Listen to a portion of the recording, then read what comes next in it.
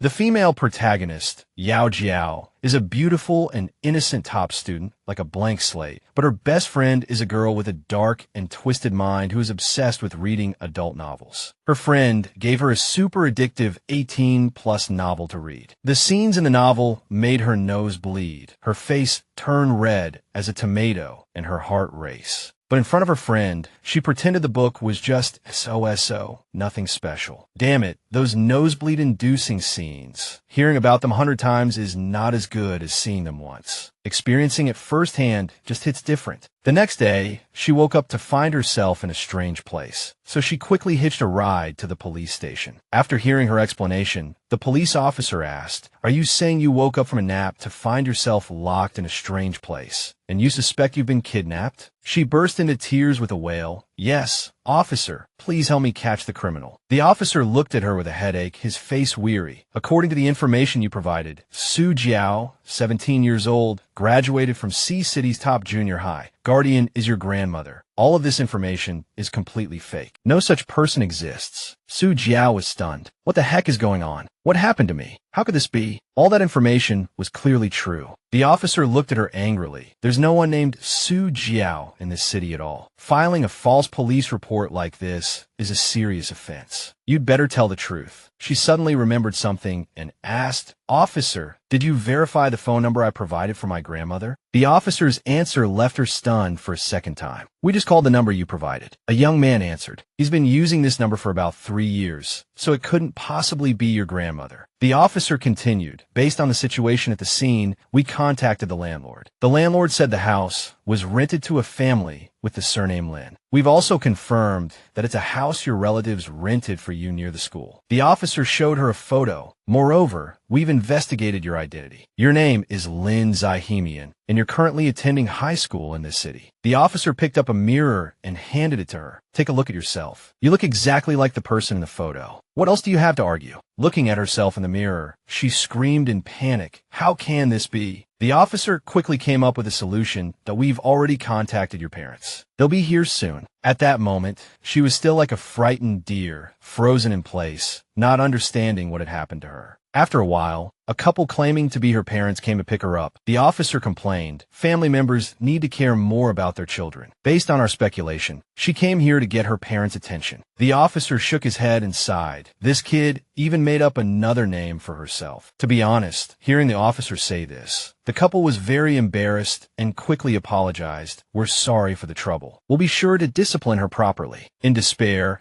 she still didn't understand what was happening and could only follow her father out. He opened his wallet and took out a stack of cash. His name was Linda Kwan, Lin Zihemian's father, and he had remarried. He took out the money and handed it to her. "Mian, take this money and go spend it. If you have any problems, just call Dad. Your Auntie Fong's daughter is about to start high school, and your little brother is still young and needs someone to look after him. Dad is just too busy and has no time." Watching his departing figure, her mother curled her lip with a look of ridicule and disdain. "Humph. Look at him doting on that precious son of his. So pathetic, that shameless pair." Her mother had also remarried someone else. Then, her mother also got in a car and left that, "I have things to do, so I'm leaving first. Just take a taxi home yourself. When you run out of money, go ask your dad for more." In the end, she was left standing there all alone, dazed. She suspected she had transmigrated, but boo-hoo-hoo, what kind of godforsaken place is this? After thinking for a moment, she decided to first go to the house the police said her father had rented for her. When she got there, she breathed a sigh of relief. It was a blessing in disguise. The original owner's father didn't care about her at all, so he hadn't noticed that she wasn't his daughter at all. As soon as she entered, she started searching for basic information about herself. She picked up a student ID. The original owner's name was Lin Zihemian, 16 years old, currently on summer break after her first year of high school. Looking at the school name, Dayu High School, she felt it sounded familiar, as if she had heard it somewhere before. She saw a phone, then opened it to check. Luckily, the phone had a fingerprint lock. She clicked on a class group chat. "Class President, Su Yuyo." She froze. What the heck?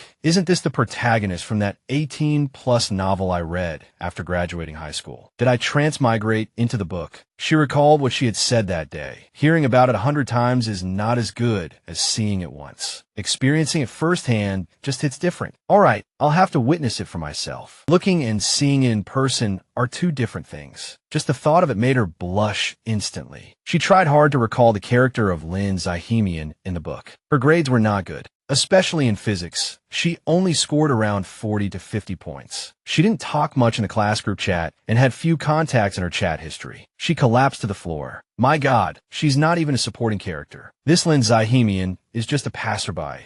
What should she do, having transmigrated into an 18-plus novel as a background character? Damn it, she sat at her desk, frantically scratching her hair. School starts tomorrow, but she only remembered a small part of the plot and some cliché scenes. The female lead of the story is Su Yu-young, and the male lead is Bai Han. They're the school's most handsome boy and most beautiful girl, the object of pursuit for most of the school. Su Yu-young has always had a secret crush on Bai Han, but she doesn't dare to confess. Coincidentally, Bai Han also likes Su Yu-young, but because he always wants to appear different, he pretends to hate her. This causes Su Yu-young to always feel insecure in front of Bai Han. Due to long-term suppression of his feelings, Bai Han became twisted. He forced himself on Yu-young for the first time. Even after they grew up, he kept Yu-young imprisoned by his side, not allowing her to leave him for a single step. After that, Su Yu-young endured his domineering ways every day, indulging in love and desire. As for what happened after that, she didn't know because she hadn't dared to read any further. Since things had come to this, she could only maintain the original owner's personality and take things one step at a time for now. The original owner was a very inconspicuous character with poor grades and no close friends. Summer passed, and the new school year arrived. To protect herself in this world,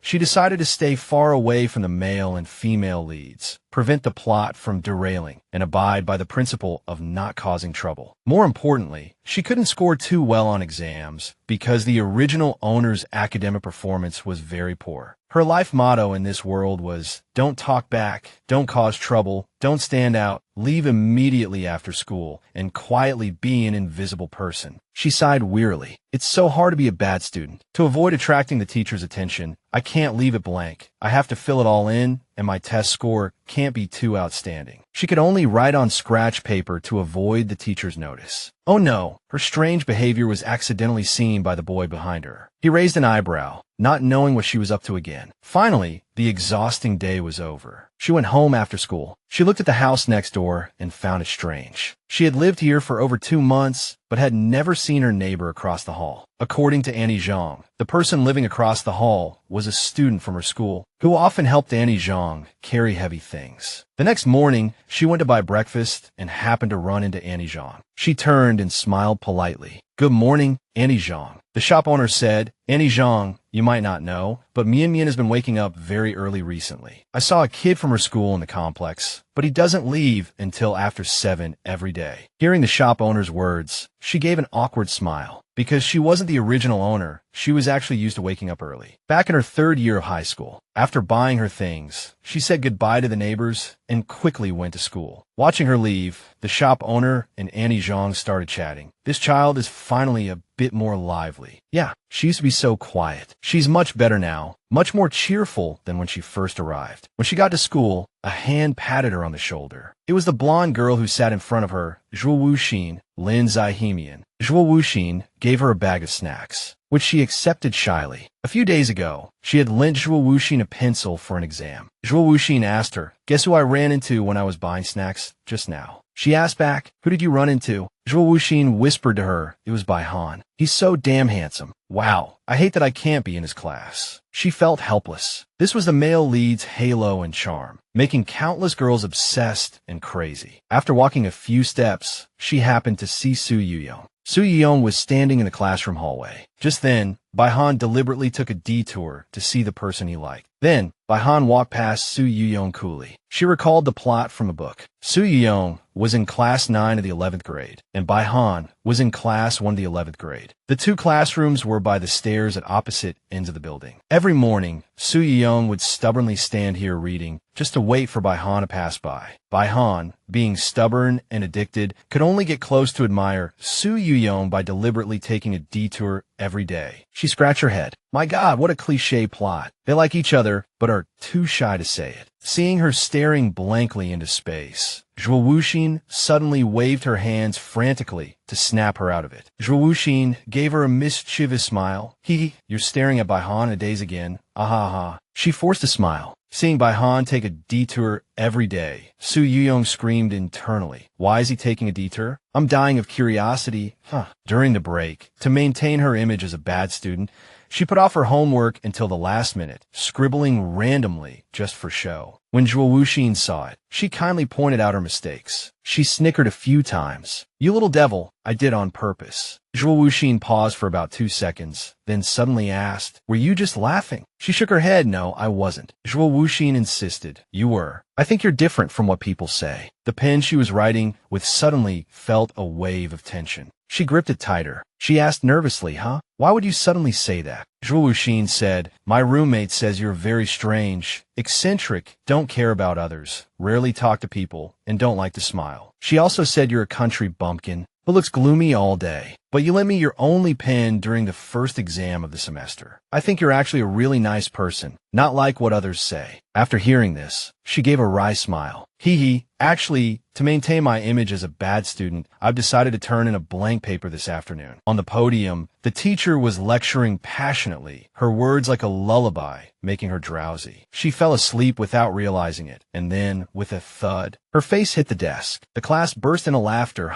She rubbed her reddened nose. The teacher roared angrily. Lin Zihemian, you've really got some nerve. Your grades are bad. You don't pay attention in class, and you even doze off. Look at your test paper. What did you even write? If you don't want to listen, then don't. Get out and stand while you read your book. Then she went to the hallway for her punishment, listlessly flipping through her book. The social standing of a bad student is so low. One slip up and you get punished. A few minutes passed, and she heard the teacher shout again. What's the answer to this question? Even a pig is smarter than you all. Shunin, you were sleeping soundly too, weren't you? Get out and stand for the rest of the class. Then the skinny boy stood next to her with his book, reading. She stole a glance at the boy in front of her. Shunin was focused on his book. Both of them were silent, not saying a word. She couldn't help but steal another glance at the boy. He was vaguely handsome. She felt he was no worse than Baihan, but the name Shunin sounded like a random passerby.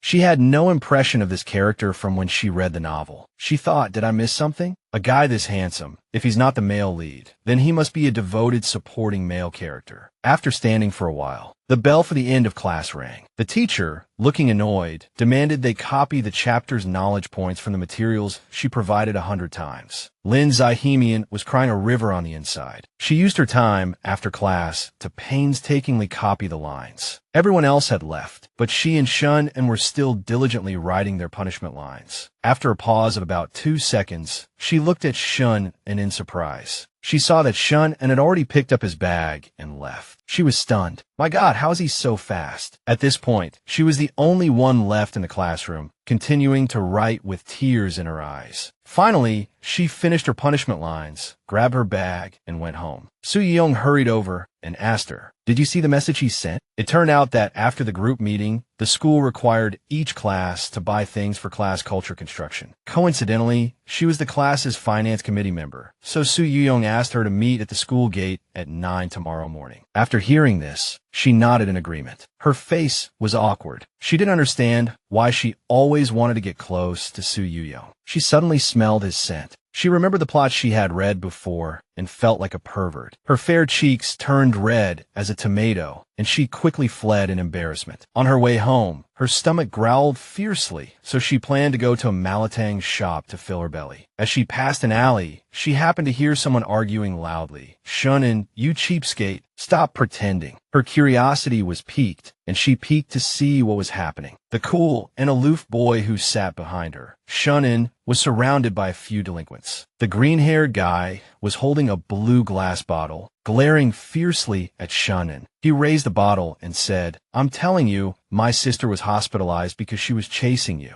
If you don't give me an explanation today, don't even think about leaving, you little brat. Shunin ignored him and replied with a cold smile, I don't know who your sister is. Even if she died, it has nothing to do with me. Hearing this, the green-haired guy flew into a rage. He smashed the glass bottle against the wall. You dare to curse my sister? I'm going to teach you a lesson today. Lin Zihemian witnessed this scene, her face turning pale with fright. She let out a terrified cry. The sound caught Shun An's attention, and he turned his head to look at her. Seeing this, the delinquents whispered, "Boss, this is close to the school. To stop her from running to the school to snitch, let's grab her first." So, the underlings rushed forward to grab her. In a flash, Shannon grabbed the blonde underling's hair and then landed a heavy punch. The underling clutched his face and staggered back. Seeing this, the boss ordered his underlings to rush up and beat Shannon up. Shannon turned to look at her, who was standing there stunned, and shouted, "Go." Only then did she remember that Shannon was very good at sports. She took a few steps back, turned, and ran, saying to Shannon, "I'll go get help." The fierce delinquents charged forward with their weapons. As she ran, she thought, "I have to hurry and get the school security guards." In her panic, she charged forward, running for her life. Not paying attention, she accidentally bumped into Baihan. Baihan looked at her angrily. She hurriedly apologized. "I'm sorry, I didn't mean to. There's a fight in the alley, and I was rushing to find the security guards." Before she could finish, one of the underlings interjected mockingly, "I've seen this kind of thing a lot. How many people deliberately bump into Baihan these days? If it's a real emergency, you should go to the police. The security guard are probably on their lunch break." Then they turned and left. Only then did Lin Zahimian remember that Baihan had the male lead's halo. The book said he was highly skilled in martial arts, so he would be fine. So she quickly turned back and shouted, "Wait, can you go to the Malatang shop at the end of the alley and take a look? There's a group of delinquents cornering a student from our school there." The blonde boy looked at her. "Do we look like goody two-shoes who like to help others?" After saying that, the three of them ignored her and walked away. An idea struck her. "In this emergency, I have to use my trump card." She shouted at them, "I'm a student from class 9 of the 11th grade. I made plans with our class president to eat Malatang. He's almost here. If Su Yuyong runs into those guys, he'll be in trouble." As soon as Su Yuyong's name was mentioned, Baihan immediately turned back anxiously and asked, "Who did you say?" "It's Su Yuyong, our class president. He's kind-hearted. If he sees a classmate being beaten, he definitely won't just stand by." Baihan looked at her and asked, "Which alley is behind here?" Then Baihan and his friends ran straight toward the alley. When Baihan and his friends arrived, they saw the scene of Shun and single-handedly beating the group of delinquents until they were scattered on the ground. Suddenly, the green-haired guy launched a sneak attack from behind, rushing forward with a glass bottle. Seeing this, Baihan quickly rushed forward, tightly gripping the green-haired guy's neck, and then slammed him to the ground, motionless. Shannon looked at Baihan and said, "Let him go." Hearing this, the green-haired guy angrily picked up the glass bottle and cursed, "You little brat, you don't need to pretend to be a good guy." Shannon stepped forward, stomped hard on the delinquent's hand, and looked at him with a sharp gaze. "Although you got the wrong person, for your sister's sake, I won't pursue this. Let's end this here, okay?" The bruised and swollen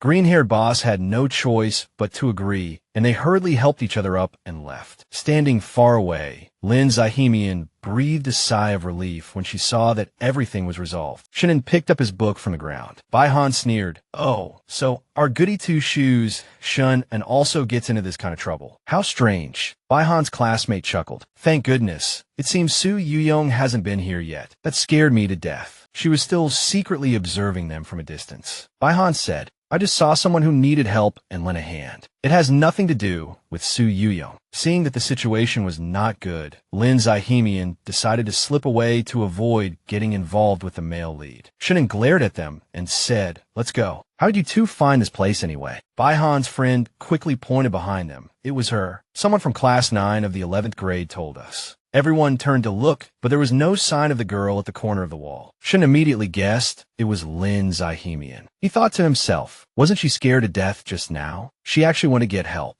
This girl is always doing strange things. On the weekend, she and Su Yuyong went to buy decorations together. After shopping, the two decided to go eat noodles. While eating, they ran into Baihan. Baihan also happened to glance in their direction. Seeing Su Yuyong's figure, Baihan immediately turned and walked towards the shop. Lin Zahimian sat on the side, watching the show. Truly worthy of the male lead's halo, Su Yuyong's attraction to Baihan is super strong. Su Yuyong hesitated for a moment and asked her, "What do you think of Zhuang Yin from our class?" At this moment, Bai Han was sitting right behind them. Lin Zihemian froze on the spot, silently praying for the female lead, hoping she wouldn't mention any other male classmates. Su Yuyong continued to ask her. He's first in our class and was 9th in the entire school on the last placement test. Lin Zihemian's face turned pale. This won't do. Bai Han behind us is about to get jealous. If she doesn't change the subject, things will get ugly. So she decided to change the topic and talk about something else. She thought that guy named Zhuang Yin. "I'm afraid he won't make it through tonight," she said with a serious face. "I don't think you need to pay attention to him. You should focus on your studies. Do one more set of practice problems every day, and your brain will become smarter and smarter. Study hard, push your limits, and you will surely achieve great success." After she said this, it felt as if a clueless crow had flown by, and the space around them fell silent. For a slacker at the bottom of the class to say such things to a top student who always dominated the rankings left Su Yuyu feeling both amused and exasperated. Just then, Bai Han's friend at the counter suddenly shouted, "Brother Han, there's no buffet here. I'll order a bowl of noodles for you."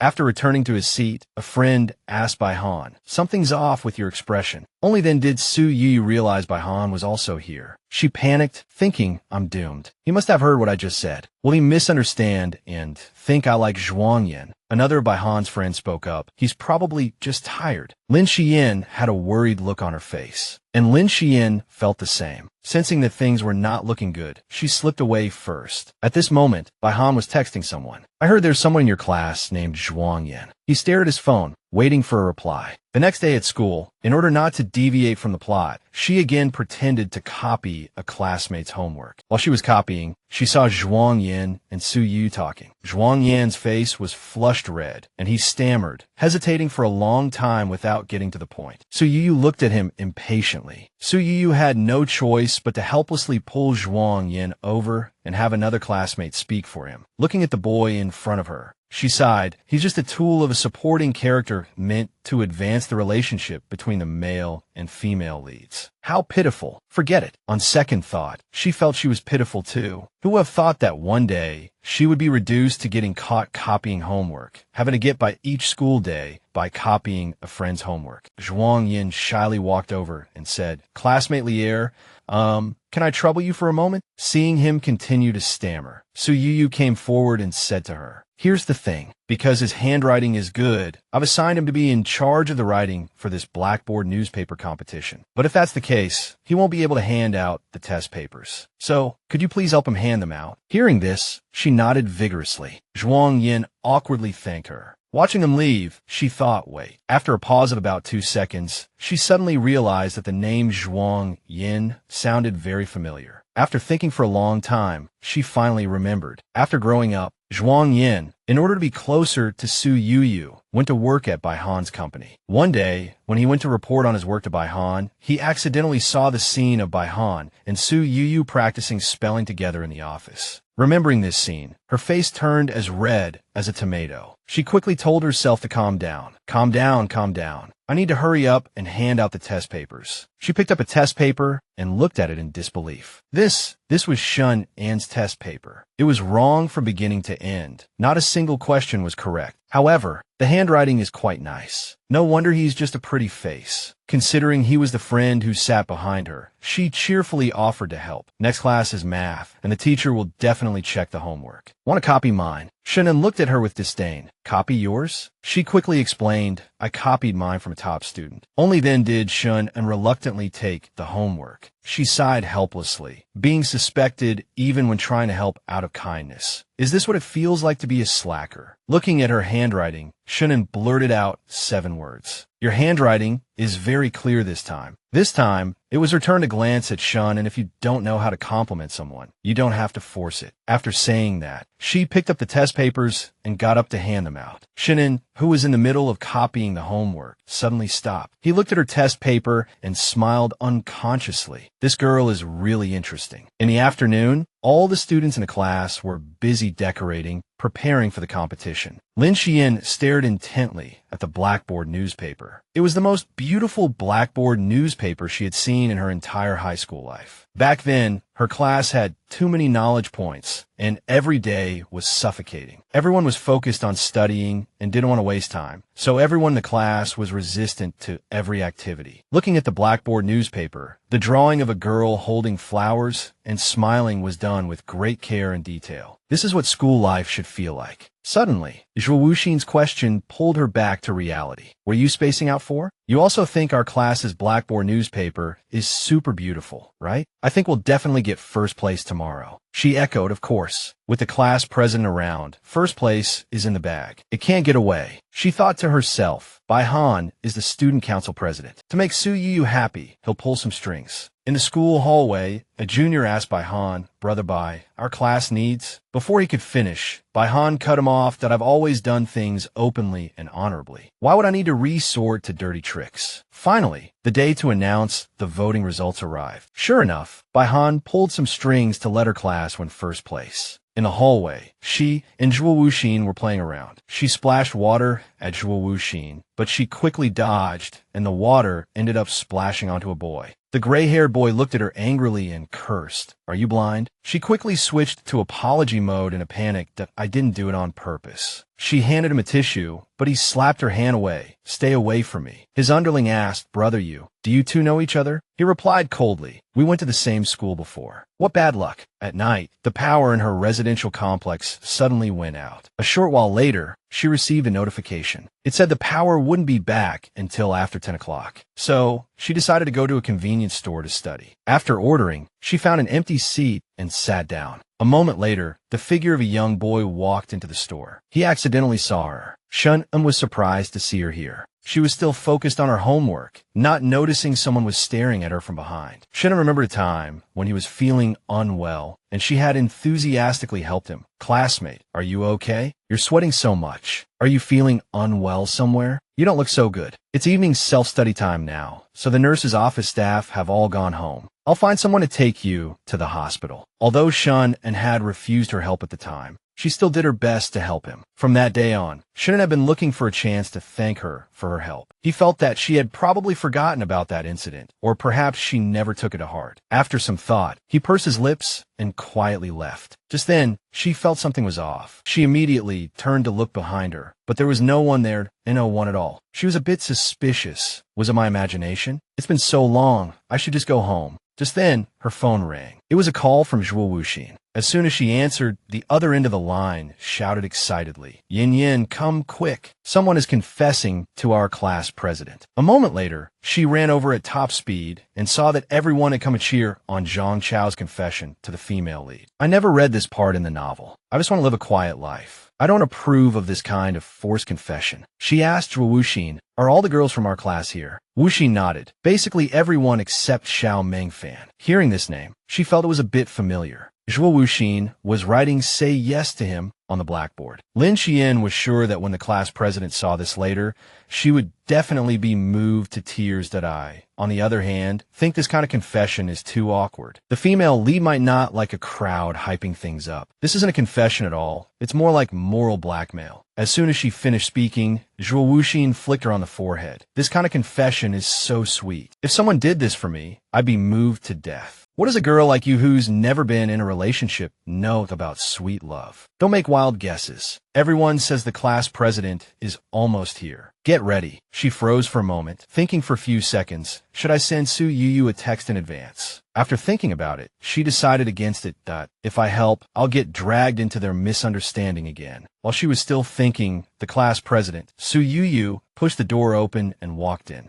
Everyone set off party poppers, leaving her stunned in place for a few seconds. Su Yu looked around, not understanding what was happening. A second later, Zhang Chao appeared before her, holding a large bouquet of roses and confessing, Yu, I've really liked you for a long time. Will you be my girlfriend? Su Yu's eyes widened shyly as she tried to think of how to tactfully refuse. Without hurting him, everyone was still shouting excitedly, Get together, get together! Su Yu panicked. She quickly refused, saying she didn't like Zhang Chao. Despite her refusal, the crowd continued to cheer loudly. Lin Xian felt that everyone was going too far. They weren't listening to Su Yu at all, only wanting to see the outcome they desired. But if things followed the plot of a romance novel, the female lead would surely be saved by the male lead in a heroic rescue. She secretly hoped for Bai Han to appear quickly. Zhang Chao knelt down to confess. Yu, please say yes. I'll treat you well for the rest of my life. The crowd's shouts grew louder. Su Yu was stunned. She was just about to refuse again, when she was suddenly pushed from behind. As a result, she fell directly into Zhang Chao's arms. The boy quickly held her, thinking she had agreed. Lin Xian was very worried. Why hasn't Bai Han appeared yet? She had to think of a way to help. That was to shout Bai Han's name. And so, a second later, a voice rang out, Bai Han is here. All the girls, upon hearing the school heartthrob's name, turned their heads with stars in their eyes. They clamored and rushed forward, where, let me see, Zhang Chao and Su Yu were squeezed in the middle. Lin Xian quickly took advantage of the chaos, grabbed Su Yu's hand, and slipped away. At that moment, Bai Han and his friends were just returning from a meal. Bai Han was unhappy because he had been losing things lately. Today he had lost his basketball jersey, and he didn't know if it was his imagination, but Bai Han felt like someone had been watching him recently. This feeling made him extremely irritable, and he couldn't figure out who it was. Just then, he inadvertently saw Lin Xian hastily pulling Su Yu away. Lin Xian also happened to see Bai Han and his group. She curled her lip in disdain, thinking, male lead, you're too late. By the time you arrived for the heroic rescue, the female lead would have been eaten alive by that crowd. She was very worried that I wonder if what just happened will disrupt the plot. What if something goes wrong because of this, and it affects me? After thinking it over, she decided it was best to return the female lead to the male lead as soon as possible. So she pulled Su Yu towards Bai Han. Just then, Su Yu suddenly sped up, pulling her past Bai Han. Bai Han's friends looked at them with disdain that we didn't even do anything. What are they running for? Girls are so complicated. Forget them. Let's go eat. So the classmate turned around and called for Bai Han to go eat. Bai Han was still standing there foolishly, not having processed what had just happened. He saw that Su Yu was crying. Su Yu pulled Lin Xian and ran desperately. Lin Xian said, out of breath, wait, stop for a second. I'm going to die if we keep running. Only then did Su Yu come to her senses, and she apologized profusely. Lin Xian, panting, thought, oh no, the plot has probably changed. She didn't want to get involved in the main character's affairs. She had to get out of here and go home quickly. So she was just about to say goodbye to Su Yu when she saw Su Yu's face was covered in tears. She panicked and asked, why are you crying? I'm fine. Su Yu choked out, unable to speak clearly. That incident, Lin Xian thought, the one who wants to cry the most right now should be me. Seeing Su Yu crying nonstop, she quickly comforted her to don't cry. Were you scared by those people at school? Calm down. Let's find a place to sit and rest first. She pulled Su Yu to a bench on the roadside. She waited for a while, but still didn't see Bai Han appear. She held her head and sighed. This male lead, how can he be nowhere to be found at such a critical moment? The scene cuts back to Bai Han. Thinking about his beloved being bullied, rage rushed to his head. After understanding the whole story, he angrily went to that place and kicked the door open. Bai Han's sycophantic friend said, which idiot just confessed to my goddess Su Yu?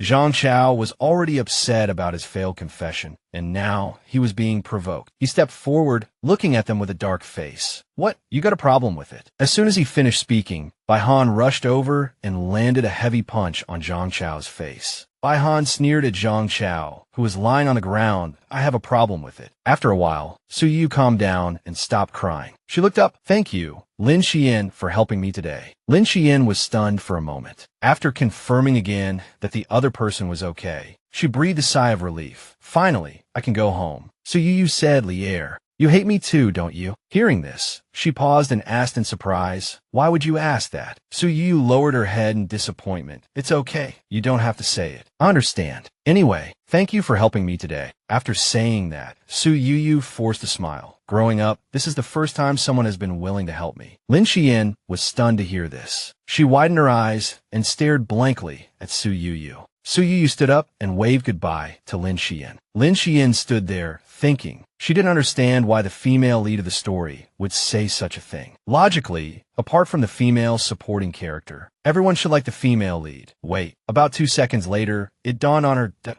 in this story, all the girls like the male lead. So could it be that all the girls hate the female lead, Suyuyu, because of that? That's too pitiful. Let's see if my prediction is correct. At school, she observed carefully. Boys who liked Suyuyu would pretend not to understand and ask her for help with homework. Suyuyu found it annoying. She always avoided boys who got too close. The girls in the class gossiped among themselves. She's surrounded by boys every day. She must be enjoying the feeling, right? No wonder she didn't agree to Zhang Chao. A blonde girl said sarcastically, "Please, her favorite thing is to seduce men. Do you guys remember by Han from yesterday? A man who can fight is really so cool." Yeah. Lin Xian looked at them and thought, my God, the difference is too huge. She understood the principle of this story. The female lead is destined to be hated by women, while the male lead is praised by everyone no matter what he does. And the supporting characters only serve to contribute to the development of the main character's relationship. She didn't know whether the female lead or the female supporting character was more pitiful. The most pitiful person right now was her. Damn it, how did I fall into this world? I have to pretend to be a slacker every day. What am I supposed to do here? Just then, a hand suddenly touched her lightly. It turned out to be Shannon, who was snoring while lying on his desk. The sunlight slanted through the window and shone on him, making him look even more handsome. Her heart suddenly started beating irregularly. She shyly turned her head away. Before she could finish admiring Shannon's beauty, she turned her head back, planning to sneak another peek. Oh no, bad luck. She accidentally met Shannon's gaze. Startled and flustered, she thought, so awkward. I got caught red-handed sneaking a look at a handsome guy. Help, what should I do? So she quickly turned her head away, pretending nothing had happened. Shannon stared at her blankly, not yet understanding what had happened. She wanted to find a hole to crawl into. She thought, Mom, save me. Did he find out I was looking at him? Shannon nudged her shoulder. She played dead, burying her face on the desk.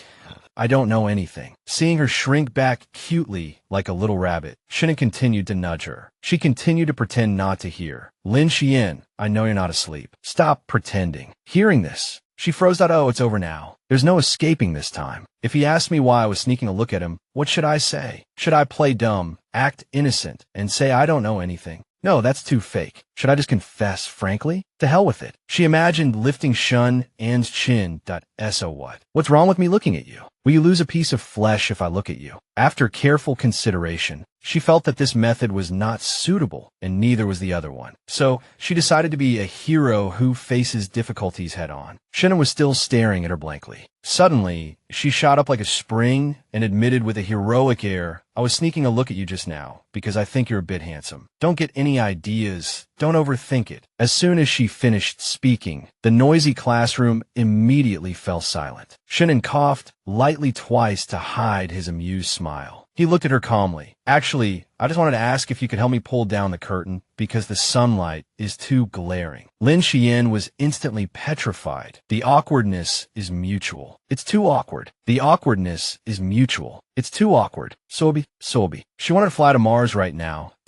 Why life ends here. I can't live anymore. Farewell. The bell rang, signaling the start of class. The homeroom teacher walked in with a serious expression. Same old story. This class is as noisy as a wet market. Before class starts, I want to introduce a new student. Due to special circumstances, she wasn't able to report on time. Xiao Mengfan, come in. Xiao Mengfan walked in and gave everyone a brilliant smile. The boys in the class let out endless praises. Wow, that girl has such a great figure. She looked at Xiao Mengfan and thought, the name Xiao Mengfan always feels very familiar, but I can't remember where I've heard it. She observed that Xiao Mengfan on the podium gave a cold smile, staring intently at Suyuyu. Seeing this, she immediately remembered. It turned out that Xiao Mengfan was the vicious female supporting character in the story. Not only did she often go against the female lead, Suyuyu, but she also resorted to any means to get the male lead by Han. The story is getting more and more interesting. When she first read this story, she didn't pay much attention to this vicious female supporting character. But there was one thing she remembered very clearly. It was she who caused by Han's feelings for Su Yuyu to change from innocent to lustful. On a sunny day, the vicious female supporting character, Xiao Mengfan, deliberately stole Su Yuyu's clothes and then turned off the lights in the changing room. Su Yuyu was terrified in the dark. At that time, Bai Han, after accidentally hearing about this, rushed to save Su Yuyu and inadvertently saw this embarrassing scene. At this moment, Xiao Mengfan brought people over to pretend to help Su Yuyu, claiming that the class president had fainted in the changing room. Then, in that urgent situation, Bai Han and Su Yuyu hastily hid in a locker, their bodies pressed tightly together. It was from that moment that Bai Han's originally pure and innocent feelings were corrupted, turning into an adult's love. It was also because of this desire that the two of them tasted the forbidden fruit on the eve of the college entrance exams, which then led to Su Yuyu's failure in the exams and a life arranged by Bai Han. Lin Xian was still lost in thought when a light bulb went off in her head.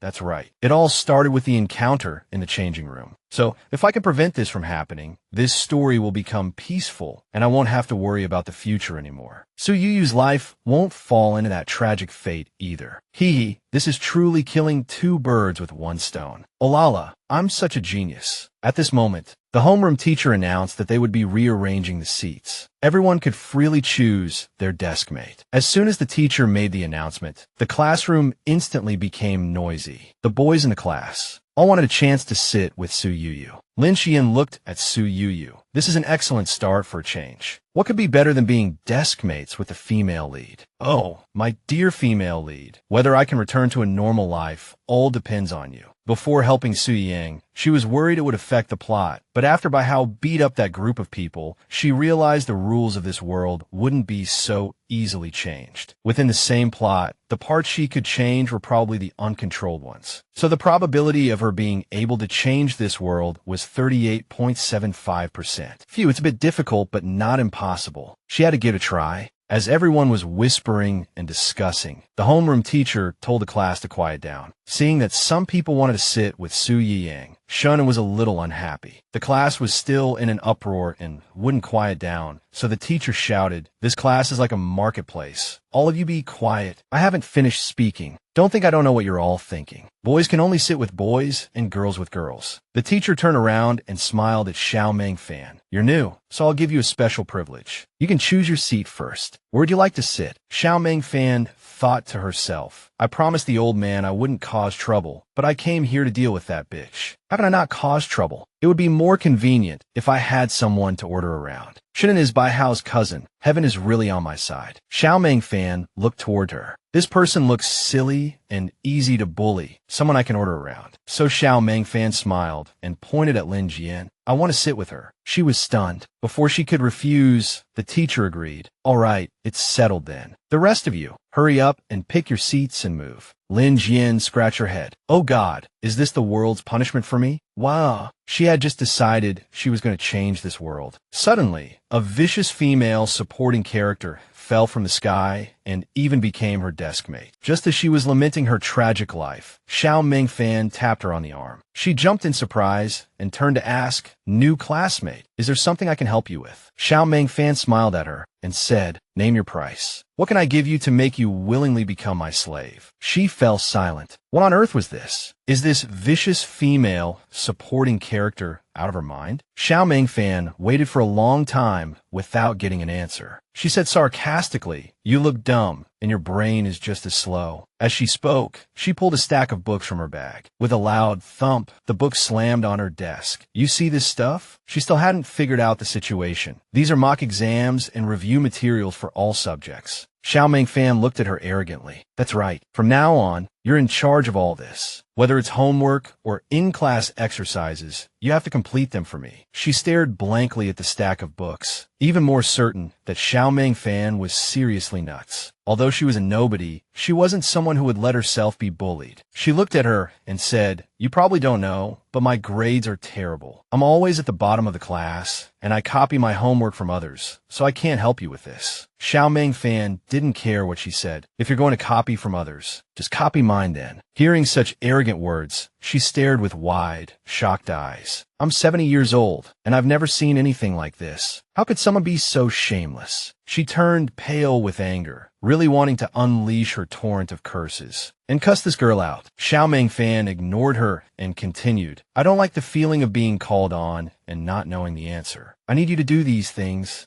Understand? Hearing Xiao Mengfan say this, she was petrified for the second time in her 18 years. Besides her scumbag dad, this was the first time she had ever wanted to hit someone so badly. Xiao Mengfan glanced at her, looking her up and down. Of course, I won't make you do it for free. I asked you what you wanted just now, but you didn't answer, so I can only guess. Looking at you, your family's financial situation probably isn't great, huh?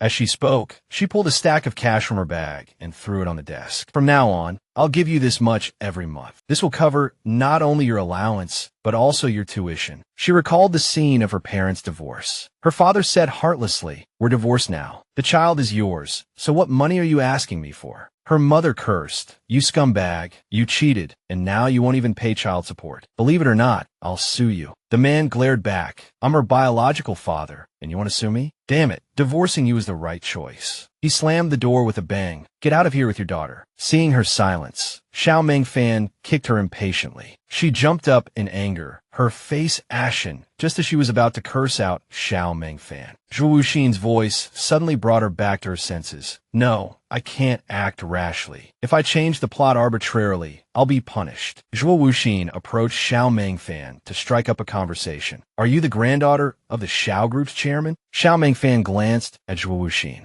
How did you know? My family runs a small business, so I know a few things. Lin Jian clenched her fists, telling herself to hold back her anger. She left the classroom to cool down, leaving Zhuo Wuxin to befriend Xiao Mengfan. Zhuo Wuxin asked Xiao Mengfan, do you know Lin Jian? Don't be intimidated by her quiet exterior. Although she seems unapproachable, you'll find she's a very nice person once you get to know her. Hearing this, Xiao Mengfan was surprised for a few seconds. Oh, is that so? But I felt something was a bit off just now. At this moment, she noticed Shun and, who was behind them, had woken up. She said in a feigned friendly tone, You're Zhuo Wuxin, right? I remember now. Come over to my place when you're free. After Zhuo Wuxin left, she turned around and smiled at Shunin. According to her investigation, although Shunin had a quiet personality and a cold face, making him seem unapproachable, he was actually very kind. Shunin looked at Xiao Mengfan with a look of disgust and loathing. Get your hands off me. You're filthy. Xiao Mengfan didn't understand why Shun and was speaking to her like that. Seeing that she was still pretending, Shunin asked emphatically, Did you not understand? Fine, I'll be direct. The thing I hate most in this world are people who rely on their family connections to bully others. After a 2-second pause, Xiao Mengfan finally processed his words, her face turning green with anger. Shunin, don't you pretend to be some kind of saint here. If your Shin family wasn't connected to the Bai family, you'd have no right to speak here. No wonder Bai Hao doesn't want to hang out with you. You're such a weirdo. I really dislike being with them. But if I want to, I can be here. Shunin suddenly looked up at Xiao Mengfan. I could have a chat with your grandfather about your grades at school. I'm sure he'd be very interested in how his precious granddaughter is performing at school. Xiao Mengfan's face turned green with rage, but she was powerless. Xiao Mengfan continued to look at her and said, Next time, do your own homework. If I see you bullying a classmate again, it won't just be a warning like this. The icy look on Shun An's handsome face made Xiao Mengfan back down, leaving her with no options. Xiao Mengfan could only swallow her anger and watch him walk out. Then she cautiously glanced again at the pile of books she had thrown at Lin Jian. Afraid that Shunin would tattle to her family, Xiao Mengfan reluctantly put them away. Meanwhile, Lin Jian went to the restroom to wash her face and cool down. She told herself, reminding herself, I am Lin Jian now, not Su Jiao. What I need to do now is survive until the end of the story, and then I will return to the real world. After washing her face, she calmly composed herself when her phone suddenly received a message from her mother. Nian Nian, it's Mom's birthday today. Let's have dinner together tonight. Mom will pick you up after school. This sudden invitation made her heart race. Since transmigrating into this world, she had only seen her mother once. After that, they never met again, not even a phone call. She replied politely with a single word. Okay. Then she walked out of the restroom and headed back to the classroom. As she was walking, she suddenly bumped into a solid back. She looked up and saw Shunin looking at her, with faint tear tracks still on his cheeks. She asked in surprise, "Why are you here?" Shunin looked down, thinking of how to give her a reasonable answer. He coughed lightly. "Oh, I was just passing by." Hearing his answer, she looked back to double-check. Wasn't the men's restroom in the other direction? How could he have accidentally passed by the women's restroom? Before she could ask, she saw Shunin dash away. She thought to herself, everyone is so weird. The class bell rang. She walked into the classroom. A girl who had been randomly assigned to sit next to Su Yiying looked unhappy. She thought to herself, to prevent the vicious female supporting character in this story from letting things get too out of hand, I must find a way to get close to her and prevent anything terrible from happening. She was already prepared to turn into an easy-to-bully little bunny. She stared blankly at the stack of workbooks on her desk that had mysteriously disappeared. So she turned to ask her deskmate, "Xiao, where are your workbooks?" Xiao Mengfan replied coldly, "I don't need you anymore." Hearing this, she was stunned, not understanding what had happened. After school, she waited for a long time, but still didn't see her mother show up. She called, but no one answered. A second later, her mother sent a text. "Stop calling. The license plate is XX. Find it yourself." She looked around for a while and finally found the car with that license plate. At this moment, her mother was on the phone in the car. "Yes, it's at that restaurant. You'll see it if you drive slowly." She looked at the woman in front of her and called out, "Mom." She didn't know how the original owner and her mother usually interacted, so she decided to greet her first and then play by ear. Her mother told her to get in the back seat. After getting in the car, her mother instructed her, "When you see Uncle Lee later, make sure to greet him proactively. Don't be like before, always silent and uncommunicative. Mom knows you two are the same age, so it might be a bit awkward when you meet, but you're grown up now. Sinyu is a sensible child, so you should be more tolerant of him. Understand? Uncle Lee Sinyu, it seems her mother's new husband's son, is the same age as her." Although she didn't know what he had done to the original owner. Given the original owner's personality, he must have been the one who started it. Yet her mother wanted her to be more understanding. So biased. Sigh. It was her birthday today, so she had no choice but to agree. Afterwards, her mother went to pick up Sinyu. Sinyu was angry and didn't want to sit in the front with his stepmother, so he went to the back row. Looking at the boy in front of her, she froze in surprise. "So you're the one I accidentally splashed water on that day." No wonder he was so angry that day. When they arrived at Uncle Lee's house, he told everyone to hurry inside. "I'll go check on the food. Sinyu, say hello to Nian Nian." Sinyu looked at her uncomfortably. "You're not welcome here. Leave after the birthday dinner. Don't be an eyesore in front of me. I've already turned your room into a game room." She smiled. "Don't worry, I won't be staying here." After saying that, she ignored him and walked right past. At the dinner table, Uncle Lee looked at her. "Nian Nian, don't be shy. Just treat this place as your own home. Help yourself to whatever you want to eat." Sinyu interjected sourly, "Dad, we're in business, not running a charity. Don't just bring any riff-raff home." Hearing this, she tightened her grip on her chopsticks, telling herself to hold back her anger. Uncle Lee glared at his troublemaking son. "Stop talking nonsense. Can't you just shut your foul mouth, even while eating?" The dinner table finally fell silent. After a while, her mother broke the silence. "Sinyu, this is your favorite pork rib soup. Let Annie get you a bowl." Sinyu angrily slapped her hand away. His father pointed at him furiously. "If you don't want to eat, go back to your room right now." Sinyu was unafraid and continued to talk back. "You can't blame me. It's already a feat that I can eat a little after seeing something disgusting. Who can still drink soup?" Her expression darkened as she looked at him. A person shouldn't be too shameless, or there will be karma. Hearing her say this, Sinyu stood up furiously and cursed. "Damn it, what the fuck did you just say? You little bitch." The father glared at his son. "Are you asking for a beating?" The mother tried to smooth things over, persuading him, "Calm down. It was Nian Nian's fault. Don't hit the child." Lin Jian, Nian Nian, hurry up and apologize to Sinyu. "What is this situation?" She looked at her mother. "Why should I apologize?" The moment she finished speaking, a loud slap echoed. Her mother had slapped her.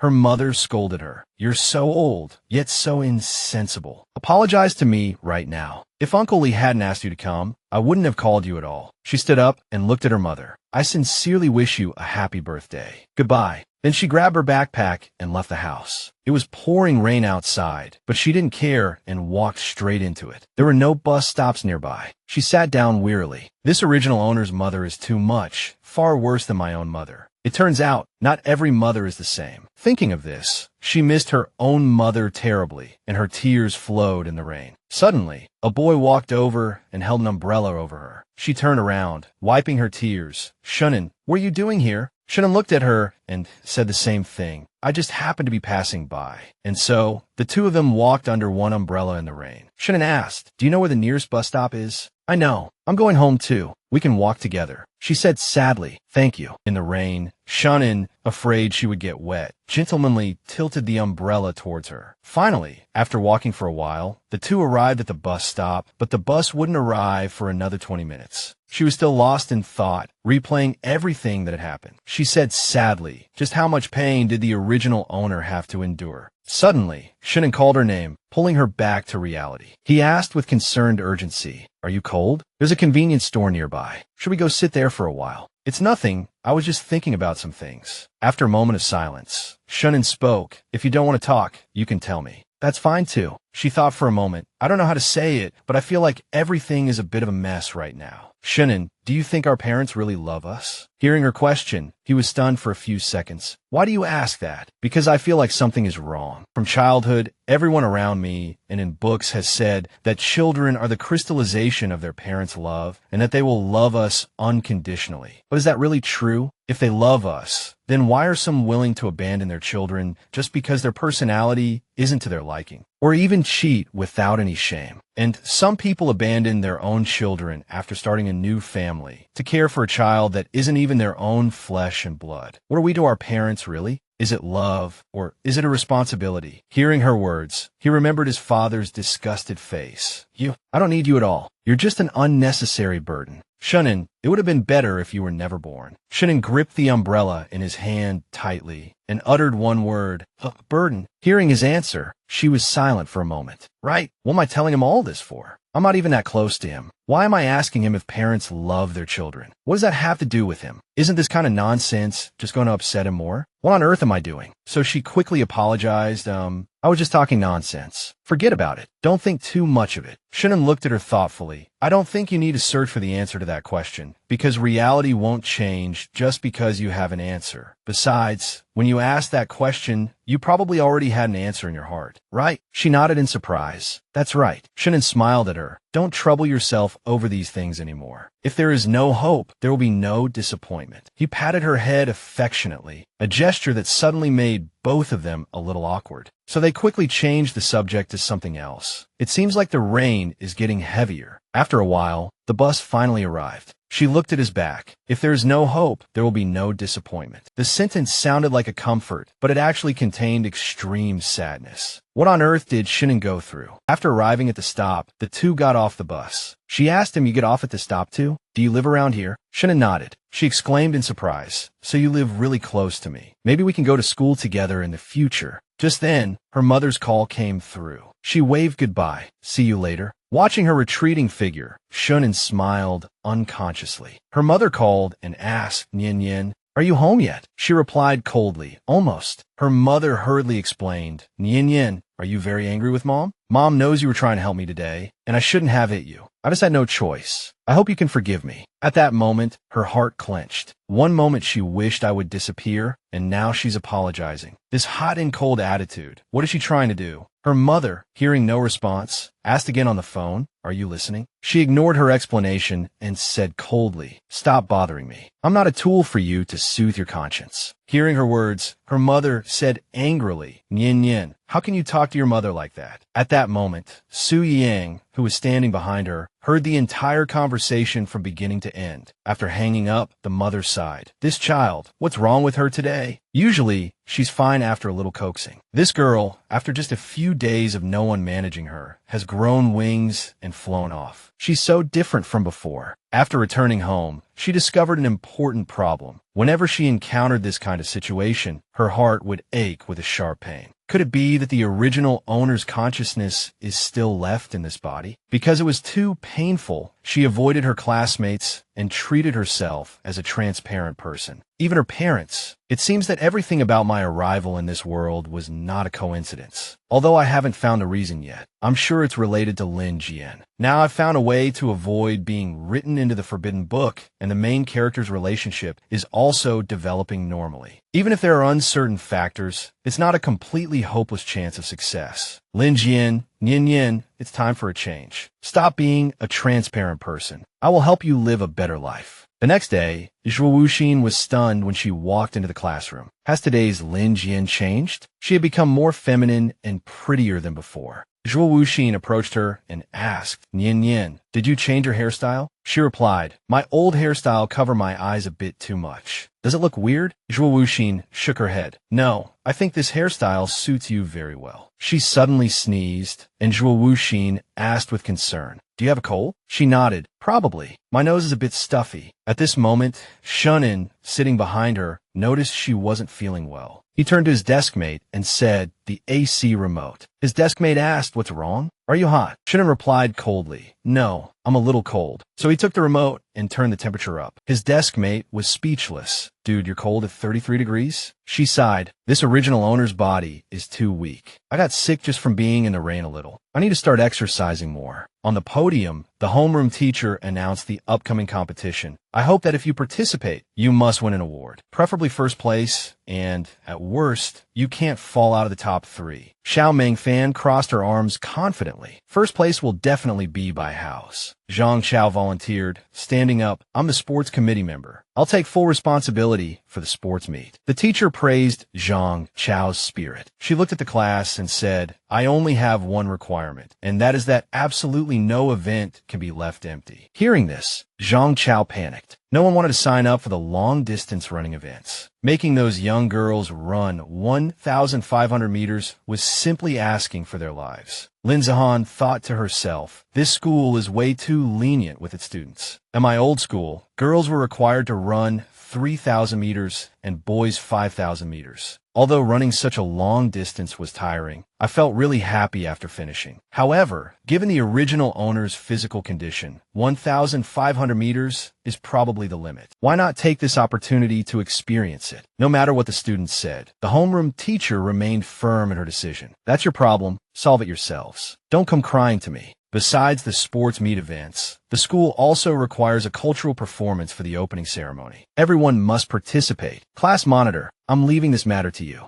The school scoring is rather traditional, so don't do any of that weird stuff from the internet. I think dancing would be best. As long as the costumes look good and the moves are decent, you could get a high score. On Lin Zihan's end, the ones who could dance were all female students, and none of them liked Su Yang. Now I can't help it all. What should I do? The teacher smiled and turned to Xiao Mengfan, saying, I remember you're very good at this. Why don't you help the class monitor too? Lin Zihan froze when she heard this. She hates Su Yang so much. How could she possibly help her? Unexpectedly, Xiao Mengfan actually agreed. Lin Zihan pondered, something's not right. Xiao Mengfan would never help others, especially her love rival. A thought suddenly flashed through her mind. She paused for about 2 seconds. Could it be that the locker room incident will happen during the sports meet? She sat down to analyze the situation. Right now, to Su Yang, Xiao Mengfan is just a stranger. But because Xiao Mengfan agreed to help her, Su Yang might lower her guard and be less wary of Xiao Mengfan. At the same time, Su Yang is also desperate to make friends. If Xiao Mengfan is nice to her, she will immediately let down her guard, stop being vigilant, and even try to maintain this fragile friendship, not refusing any of Xiao Mengfan's requests. As for Xiao Mengfan, she will make her move, looking for an opportunity to get revenge on Su Yang. This sports meet is a good opportunity. She can openly stand by Su Yang's side and find the right moment. Mengfan, I'm sorry, it's so dark in here. I'm a little scared. It's all your fault. At that time, I only knew she was locked in the locker room, but I didn't know she wasn't wearing any clothes. Because of this, no one would suspect Xiao Mengfan when the incident happened. The probability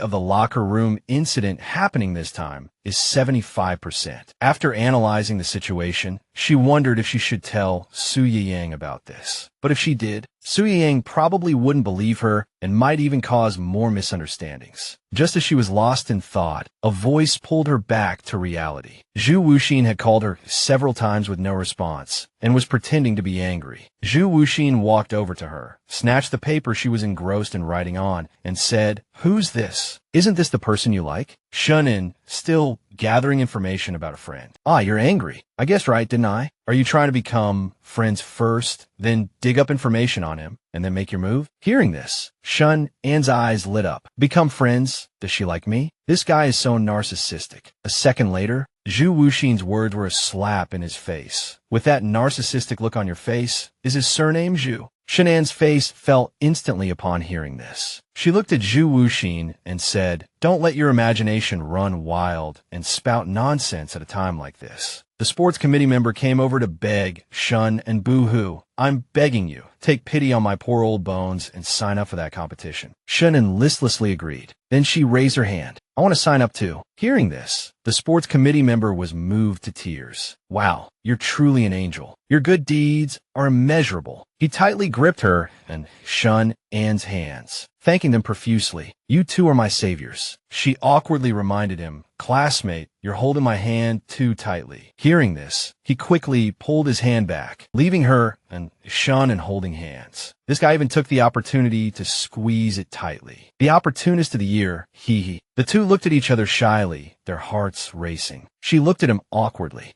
Yod Hanji. So he quickly let go of her hand and apologized sheepishly. "Sorry, I was thinking about something just now and didn't notice." She also turned her face away shyly. "It's okay, me too." The sports committee member thought the two of them looked like a couple. In the office, the homeroom teacher called Xiao Mengfan over. "Mengfan, can I entrust the class's dance performance to you?" Xiao Mengfan looked at the teacher confidently and said, "Don't worry. If the school leaders know I choreographed this dance, they will definitely give my grandfather face." Hearing this, the teacher breathed a sigh of relief, satisfied. Suddenly, the teacher remembered something. "Oh, right. You mentioned last time that you wanted to borrow a place to practice dancing. This is the key to the dance studio, and the other one is for the locker room. You could take a shower after practice." Xiao Mengfan took the keys, a sinister smile appearing on her face. In a classroom, Zhu Yuan played a dance video for the students. This song was chosen by our classmate Xiao Mengfan. The rhythm is light, and the dance isn't too difficult. When the students heard it was a performance chosen by Xiao Mengfan, they all enthusiastically raised their hands in support. Seeing everyone's enthusiasm, Xiao Mengfan smiled brightly. "I'll send the video to the class group chat. Everyone can study it in their free time. We'll start practicing with the music before next week." Yang added, "We plan to practice for an hour after school every day and during the 3 PE classes each week." Seeing the two of them cooperating so well, Lin Zihan thought to herself, "It's over." It seems Su Yiyang and Xiao Mengfan already discussed this yesterday. Su Yiyang might have already developed a good impression of Xiao Mengfan. "I have to quickly find a way to stop this from happening." Next, Su Yiyang announced, "Next is partner selection. We'll decide by drawing lots. I've written all the boys' names here. The girls will draw in order. The boys who aren't picked will form their own pairs." Her desk mate, Zhu Wuxin, worried, "There are 52 people in our class, but only 18 girls. Boo-hoo, I'm always so unlucky. Am I going to have to dance with a boy?" Shannon hoped to be her partner. After thinking for a moment, he thought to himself, "My luck is so bad, it's impossible." He remembered back in kindergarten when the teacher was taking attendance. He ran over, panting from a distance. "Teacher, there's still me." But the teacher didn't hear him and left on the bus. Because he was running too fast, Shannon fell to the ground. He started crying aggrievedly. "Wah, teacher, I'm here too. Don't leave me behind." His childhood was filled with misfortune. Not a single day was happy. At home, his parents didn't care about him and even resented his birth. Outside, everyone treated him like he was invisible. Even when he tried hard to socialize and make friends, no one remembered his name in the end. Sometimes he thought that if this world were a book, then God must have forgotten to write a script, making his life incredibly dull, living each day without meaning. Everything was terrible until one sunny day, he met her. She was the only one who remembered his name. That day, she smiled and said hello to him. "Shannon, good morning." Now, it was her turn to draw. He looked up, his heart pounding, anticipating the result. A second later, he told himself, "Shannon, don't get your hopes up. The greater the hope, the greater the disappointment." Although he told himself this, deep down he still held on a hope. Everyone, come and guess which classmate's name she will draw. What are you waiting for? Like, comment, and subscribe to the Rainbow Commentary channel. Thank you all very much. Ha, of course, her dance partner was him. She turned back, smiled at him, and said, Hey, Shannon, you're my dance partner." He was ecstatic on the inside, but played it cool on the outside, just nodding. Seeing his reaction, she overthought it. Does he not want to be my partner? Seeing her turn away, he secretly smiled. This is great. After school, Zhu Wuxin looked depressed because she had drawn a very unlucky dance partner. Boo-hoo, There's so many boys in the class. How could I be so unlucky to be paired with him? Looking at him, I can't even imagine how we're supposed to dance. She comforted Zhu Wuxin. I think he's quite nice. We shouldn't look down on him just because of his appearance. Is appearance that important? Zhu Wuxin sighed helplessly. I'm not looking down on him. I just feel a bit awkward. Suddenly, an idea struck Zhu Wuxin. If you think he's so nice, then you can switch with me. Hearing her friend say this, she froze, shocked as if struck by lightning. It wasn't that she disliked that partner, but when she thought of Shannon, she couldn't bear to part with him and was very reluctant. In truth, she also really hoped to be his partner. Seeing her silent and not answering, Zhu Wuxin sighed. See, you don't want to be his partner either, and you were calling me discriminatory. She quickly tried to explain, no, it's not that, Zhu Wuxin said goodbye to her. Forget it, you don't have to explain. I just have bad luck. You still have to practice long-distance running, so I'm heading home first. Bye-bye. She was still frozen in place, not understanding why she was so reluctant. Maybe it was just because she'd been under a lot of stress lately and was feeling a bit different. After thinking about it, she felt she was overthinking things. The important thing now was to figure out how to solve the problem that would happen in the locker room. After practicing her run for a while, she was out of breath. She thought as she ran, but still couldn't come up with the best solution. Neither following Su Ying 24/7 nor keeping an eye on Xiao Mengfan at all times was a good idea. Xiao Mengfan has many eyes and ears around her. She could just find someone to do her bidding. So, staring at her might not be effective. Speaking of which, if Su Yang is afraid of the dark, maybe I should give her something that glows to carry around? No, but this method isn't very okay either. There's no guarantee Su Yang would carry it with her all the time. She was still deep in thought when a loud voice pulled her back to reality. This is the school, right? Where's Shunin? How come I haven't seen him yet? It was the group of delinquents that Shun and had beaten up last time. They hadn't learned their lesson and were now brazenly coming to the school to find him. Just as she was worrying about what to do, a voice called out, Lin Zihan, why are you still here so late? That goofball appeared. Seeing her standing there distractedly, he called her name. The reason Shun and was still at school so late was that he had stayed behind to practice dancing. He wanted to master every move before dancing with her, so he practiced desperately until he was exhausted. He felt his dancing was still not good enough. Tired, he watched the video over and over again. Practicing. Shannon walked over and asked her blankly, what's wrong? Why are you still here? She hurriedly pulled him into a corner and answered, I saw some delinquents on the path behind the school. They're blocking the school gate. Don't go out now. They're definitely waiting for you. No matter what she said, Shannon said he was going to take a look. She was speechless at his words, so she quickly grabbed his hand and pulled him in another direction. He's so stubborn. I told you they're blocking the school gate. How can we go that way? We'll go this way. Then she pulled Shun into a hidden corner. There, do you see them? Those street punks with all sorts of hair colors. They brought so many people this time, even more than last time. She thought to herself, could it be that they were sore losers from last time, so they came for revenge today? She turned to look at him and asked suspiciously, or was there some other conflict between you? Shannon remained silent, letting her wild thoughts run. Seeing him spaced out, she shook him. What are you spacing out for? What are you thinking about at a time like this? He shyly looked down at her hand, which was gripping his tightly. Seeing this, she let go in embarrassment.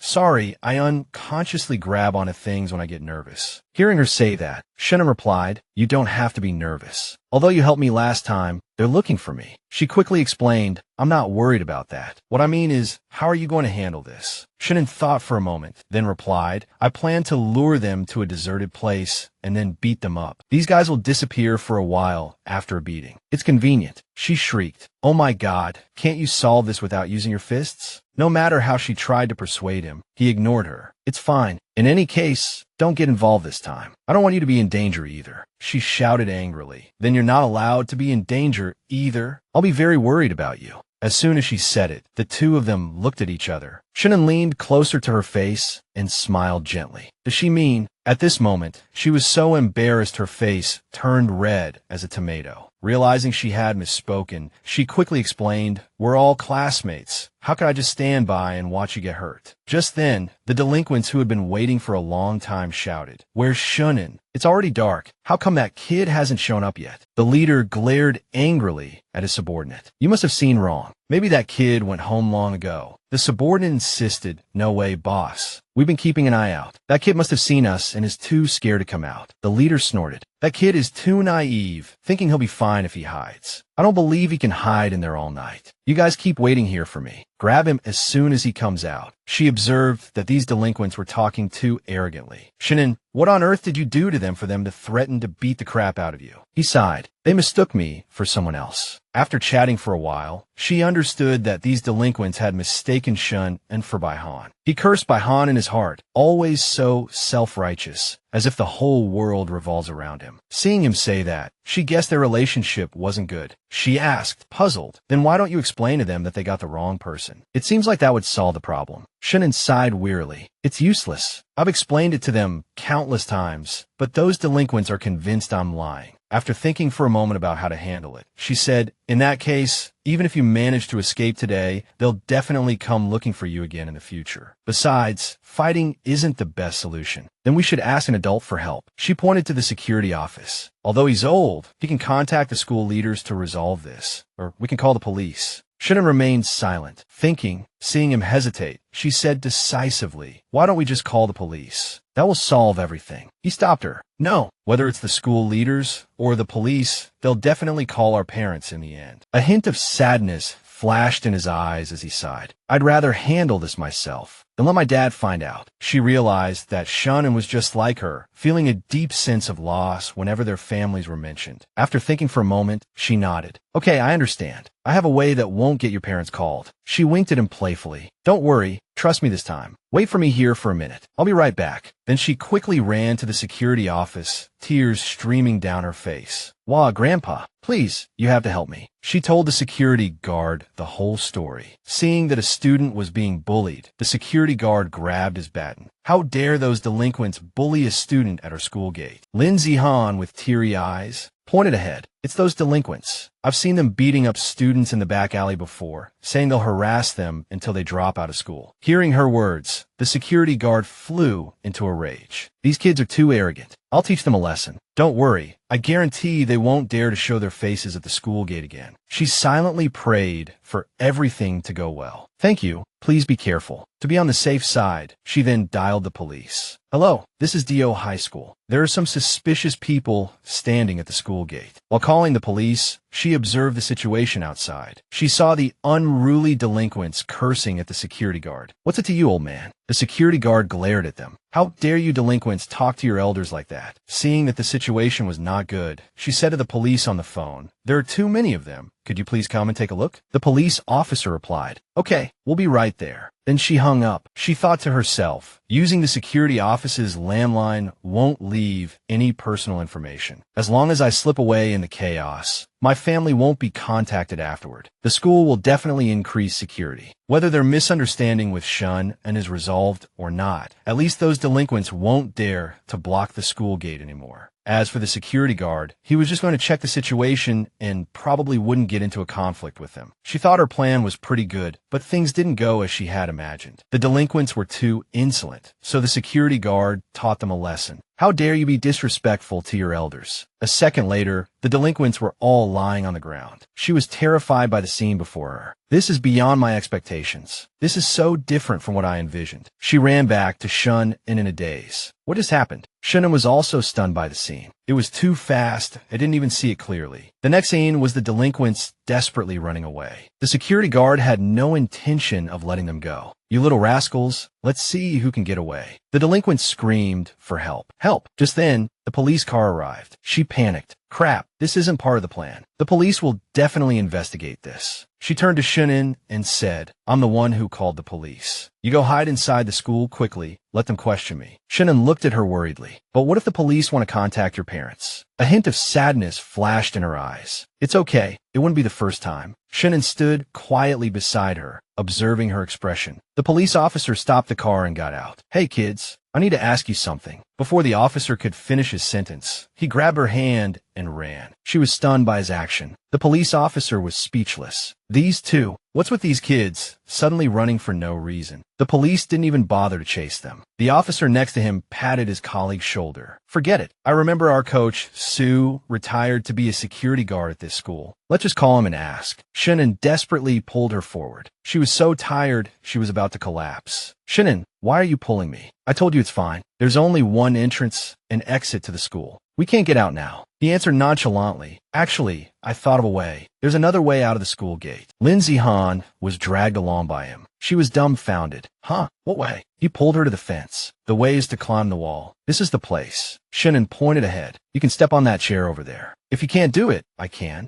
Before he could finish his sentence, he saw that she was already in action. A second later, she flew over the fence. She winked at him. This little trick is a piece of cake. Shannon's heart skipped a beat. He was stunned, watching her cued action for a few seconds. Seeing him silent, she said, I'll go down first and wait for you. She was very confident. A second later, she stopped. Crap, why is it so high on the outside? There's nowhere to stand. How am I supposed to get down from here? Him, who told you to show off? The smile on her lips vanished. She pouted and turned to Shannon. I can't get down. He found her expression hilarious and was laughing inwardly, but he didn't forget to tease her on the surface. Who was it just now who said it was a piece of cake? Then Shannon vaulted over the fence in a flash, without any extra movements. Wait a minute, I'll save you. He successfully landed and held out his hands to support her. All right, jump down quickly. Don't worry, it's okay. I'll catch you. The Twilight scene was very romantic. This youthful campus scene reminds me of my school days. The happiest times are still when you're a student carrying your school bag to school without a care. After starting work, I sold myself to capitalism, tired to the bone. She hesitated, not daring to jump down, analyzing the distance, free fall, and so on. The distance is so far. This isn't a movie. What if I mess up and accidentally hurt him? He still stood there patiently, holding out his hands, waiting for her to jump. She thought for a long time and said, I think the best way is for you to help me find something to step on. This way I can. Before she could finish, a stern voice rang out. Who's over there? It was none other than the class's homeroom teacher. The teacher's voice was fierce. The student on the wall. Get down here right now. Lin Xingyan was terrified. If the teacher found out, I'd be dead meat. With no other choice, she had to jump. Shannon, get out of the way. She closed her eyes and jumped without a second thought. Shannon didn't move aside. Instead, he opened his arms and steadily caught her, bringing her to a safe landing. Their eyes met, and it was as if space froze in that moment. The two gazed deeply at each other, a scene far from the one she had imagined in her mind. Oh my God, I didn't crush him to death. This girl's imagination is too rich. Seeing her absent-minded and surprised gaze, he teased her. I'm so light. Were you scared? She fell silent in embarrassment, saying nothing. They looked at each other like this for a while. The teacher's voice rang out again, snapping him and her back to their senses, and they let go of each other. Which class are you two from? Come out now, before I lose my temper. Hurry up. If I catch you, I'll give you a demerit and call your parents tomorrow. Ignoring the teacher's threats, she remained hidden. Who will be foolish enough to go out? She whispered to Shannon. With his height, he definitely can't jump over the wall. He nodded. Right, and it's getting darker, so he can't see our faces clearly. And so, the two casually walked away. These two are way too cool. The teacher yelled from behind. Hey, you two, get back here now. Do you hear me? Students these days are just too stubborn. The next day, during PE class, the teacher said, all right, the list of events for the sports meet has been finalized. You can use the rest of the time to practice on your own. Everyone take a break during the opening ceremony, and we'll start in 5 minutes. After being dismissed, everyone scattered to buy drinks and relax. Xiao Mengfan was leaning close to Su Yu Yang, correcting her dance moves. Okay, the rhythm is basically fine, but if you raise your hand a bit higher here, it'll be perfect. Seeing this, she felt a little worried, not knowing what to do. Xiao Mengfan and the class president were getting closer and closer. She had hinted to the class president many times, but she didn't pay any attention at all. Su Yu Yang was just too eager to make friends. She didn't know how to prevent the tragedy from happening, and just as she was lost in thought, a cold bottle of water was pressed against her forehead. She looked up in surprise, staring blankly at the person before her. Shunin handed her the water and asked, "Want some?" She smiled brightly and took it. "Thanks." Shunin sat down. After a few seconds of silence, he suddenly asked, "You've been sighing a lot these past few days. Is something bothering you?" He's so observant. He notices every little thing about her. She hesitated, stammering, unsure of what to say. Seeing her expression, he said, "It's okay if you don't want to talk about it. Just pretend I never asked. I don't mean to pry into your private affairs." Shunin hesitated.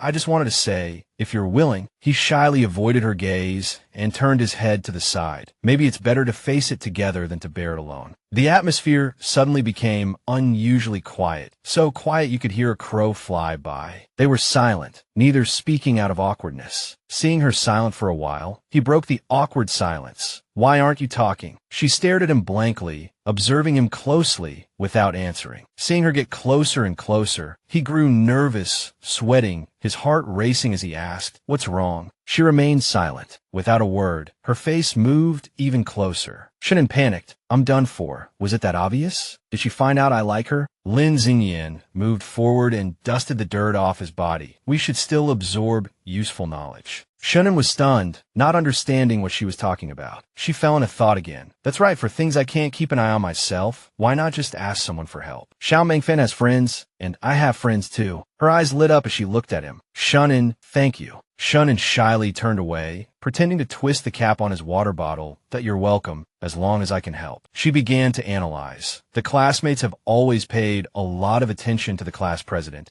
and Zhong Wuxin is incredibly well informed. She's practically a walking camera. I can get her to help through you. Besides, according to the plot of this novel, all the male students like Su Yuyong. She glanced at Shunin. Maybe he likes Su Yuyong too and doesn't want her to get hurt. He gazed at her, not knowing what she was thinking. Having figured all out, she turned to him, her eyes full of expectation. "Shunin, can you help me keep an eye on by Han's movements during the sports meet?" Hearing her words, Shunin froze, a trace of melancholy flashing in his eyes. Could it be? Seeing him silent, she was afraid he would refuse, and her attitude became extremely sincere as she pleaded, "Please, you don't have to watch him all the time. Just tell me if you see him going somewhere alone." According to the novel I read, when Bai Han went to the locker room to meet Su Yuyong, there was no one else around, and he's rarely alone. Keeping an eye on him is definitely the right choice. If I do this, I can prevent that unfortunate incident from happening. Just then, a group of girls passed by, chatting. I heard Bai Han is playing basketball on the court. "Hurry up, or we won't get front row seats." After a moment of silence, Shunan's eyes were distant and S8D.SO. "You like him too?" She was stunned for a moment before her brain processed it, and she quickly explained, "No, that's not it. I'm doing this because..." She trailed off, stammering and hesitating, unsure of what to say. Seeing her silence, Shunan pressed on. "Because of what?" This couldn't be explained in words. She hesitated. "It's hard to explain. Anyway, if you can help me keep an eye on him, it would really be a big help." Hearing her words, he was silent for a moment, then stood up, sad and listless. "Okay, I'll help you." Watching Shun, Anne's departing back, she felt something was off, but she couldn't quite put her finger on what it was. Am I overthinking things? Just as she was spacing out, her best friend nudged her shoulder. "I'm telling you, you'll never guess this explosive gossip." "What gossip?" she asked, turning to her friend. Her friend recounted excitedly. "Last night, the moon was bright, the stars were few, and a gentle breeze was blowing. The dean was bored and decided to go on patrol. And guess what he found? Not only did he catch over 30 students skipping class, but he also caught 5 couples in the act. It's so explosive." Recalling last night, she felt a bit guilty. "Phew, if I hadn't run so fast, I would have been caught too." She still felt a lingering fear thinking about the close call. Her friend continued, "Oh, and one more thing. They said Principal Zhong is in an exceptionally bad mood today. I wonder who pissed him off yesterday." She forced a smile. "Because the culprit behind it is me. Who else could it be?" Remembering something important, she quickly changed the subject. "All right, I need to ask you for a favor." Her friend readily agreed. What is it?" After school, Shunan was riding his bike alone on the empty streets. The cool wind was refreshing, and the evening scenery was pleasant. Just then, a car sped by. Bai-Han looked out from the car, and the driver, seeing the familiar figure, said, "Young master, I see him, just up ahead." The car sped up towards Shunin, and Bai-Han rolled down the window, shouting, "Hey, Shunin." Shunin ignored him. Treating him like thin air, he continued to pedal forward. Seeing Shunin ignore him, Bai-Han said unhappily, "Shunin, stop for a second." Shunin still completely ignored him and kept riding. Seeing this, Bai-Han snorted in disgust. "This guy, daring to ignore me today, did he take the wrong medicine?" Then Bai-Han ordered the driver to block him. So the car quickly pulled ahead and blocked the road. Bai-Han got out and walked towards Shunin. "I've already taken care of those thugs. They won't bother you again." Shunin replied coolly, "Oh." Seeing his indifferent attitude, Bai-Han was displeased. "What kind of reaction is that?" Shunin shot Bai-Han a sharp glance. "What do you want me to say?" "Thank you." Bai-Han didn't understand why this guy was acting so strange today. Did he eat gunpowder? Why is he so irritable? Getting back to the point, Bai-Han said, "Get in the car. My mom wants you to come to our house for dinner." Shunin replied coldly, "No, I don't have time." Then Shun prepared to ride away. Seeing this, Bai-Han blocked his bike. "What the hell is wrong with you?" Shunin gave him a cold glance and warned, "Move. I have to go home." Of course, the other party wouldn't let him leave so easily and provoked him instead. "What if I don't move?" Already in a bad mood. Having to deal with this guy made him furious, and he stressed, "I'm saying this one last time, move." Bai-Han ignored Shun's words and provoked him instead. "I won't move." "What, you want to fight?" Shun didn't want to waste more words and stressed again. "Move. I don't want to get tangled up with you." Bai-Han still stubbornly blocked his way and even tried to trip him up. "Humph, Shunin, I'm talking to you nicely. What's with this shitty attitude?" And so, a second later, the two were grappling with each other. Neither was willing to back down. The driver panicked. "For heaven's sake, you two, why are you causing trouble again?" He shouted, "You two, stop it right now." The driver was exhausted by these troublemakers who would fight at the drop of a hat. Seeing that neither would back down and were determined to fight to the end, the driver got out of the car and pulled the two brawlers apart. Neither would concede, and they yelled at each other, "Humph, you've got guts, then come at me. Today's your lucky day." After yelling for a while, the two finally stopped. The driver began to explain to Shun and young Master Shun, "The incident with the thugs was indeed our oversight. When a madam found out, she felt very bad about it. So she had the young master invite you over for dinner." Shun wiped a cut on his face and replied, "I know, thank you. I'm not in the mood today." At this, he pointed at Bai-Han, "And I don't want to see him." Bai-Han was confused. Why is this guy acting like he's poked a hornet's nest today, suddenly going crazy? Who pissed him off? Shun ignored Bai-Han's rambling and continued, "Uncle, go back and tell her it was a small matter, not to worry about it. I'll go see her in a few days." After saying that, he pushed his bike and walked away. Bai-Han couldn't swallow his anger and yelled, "You stop right there? Who said you could leave?" The bodyguard stopped him. Bai-Han shouted angrily, "Lao Jing, let me go. I'm going to teach that little brat a lesson today." The next day, at the performance rehearsal, the class president told everyone, "Get changed and gather downstairs." After changing, the male students came out and passing girls cheered, "Wow, they look so handsome in those outfits." The blonde-haired boy also exclaimed, "The person who chose these clothes has first-class taste. My God, who chose the costumes this year? It's amazing, a true blessing. 10 out of 10. A few minutes later, the female students also came out. They were wearing pink outfits that weren't tacky at all and looked very cute. The class president confirmed again, "Is everyone changed? Let's hurry to the dance practice hall." The male students cheered for the beauty of the girls in their class. "Wow, the class president is so pretty.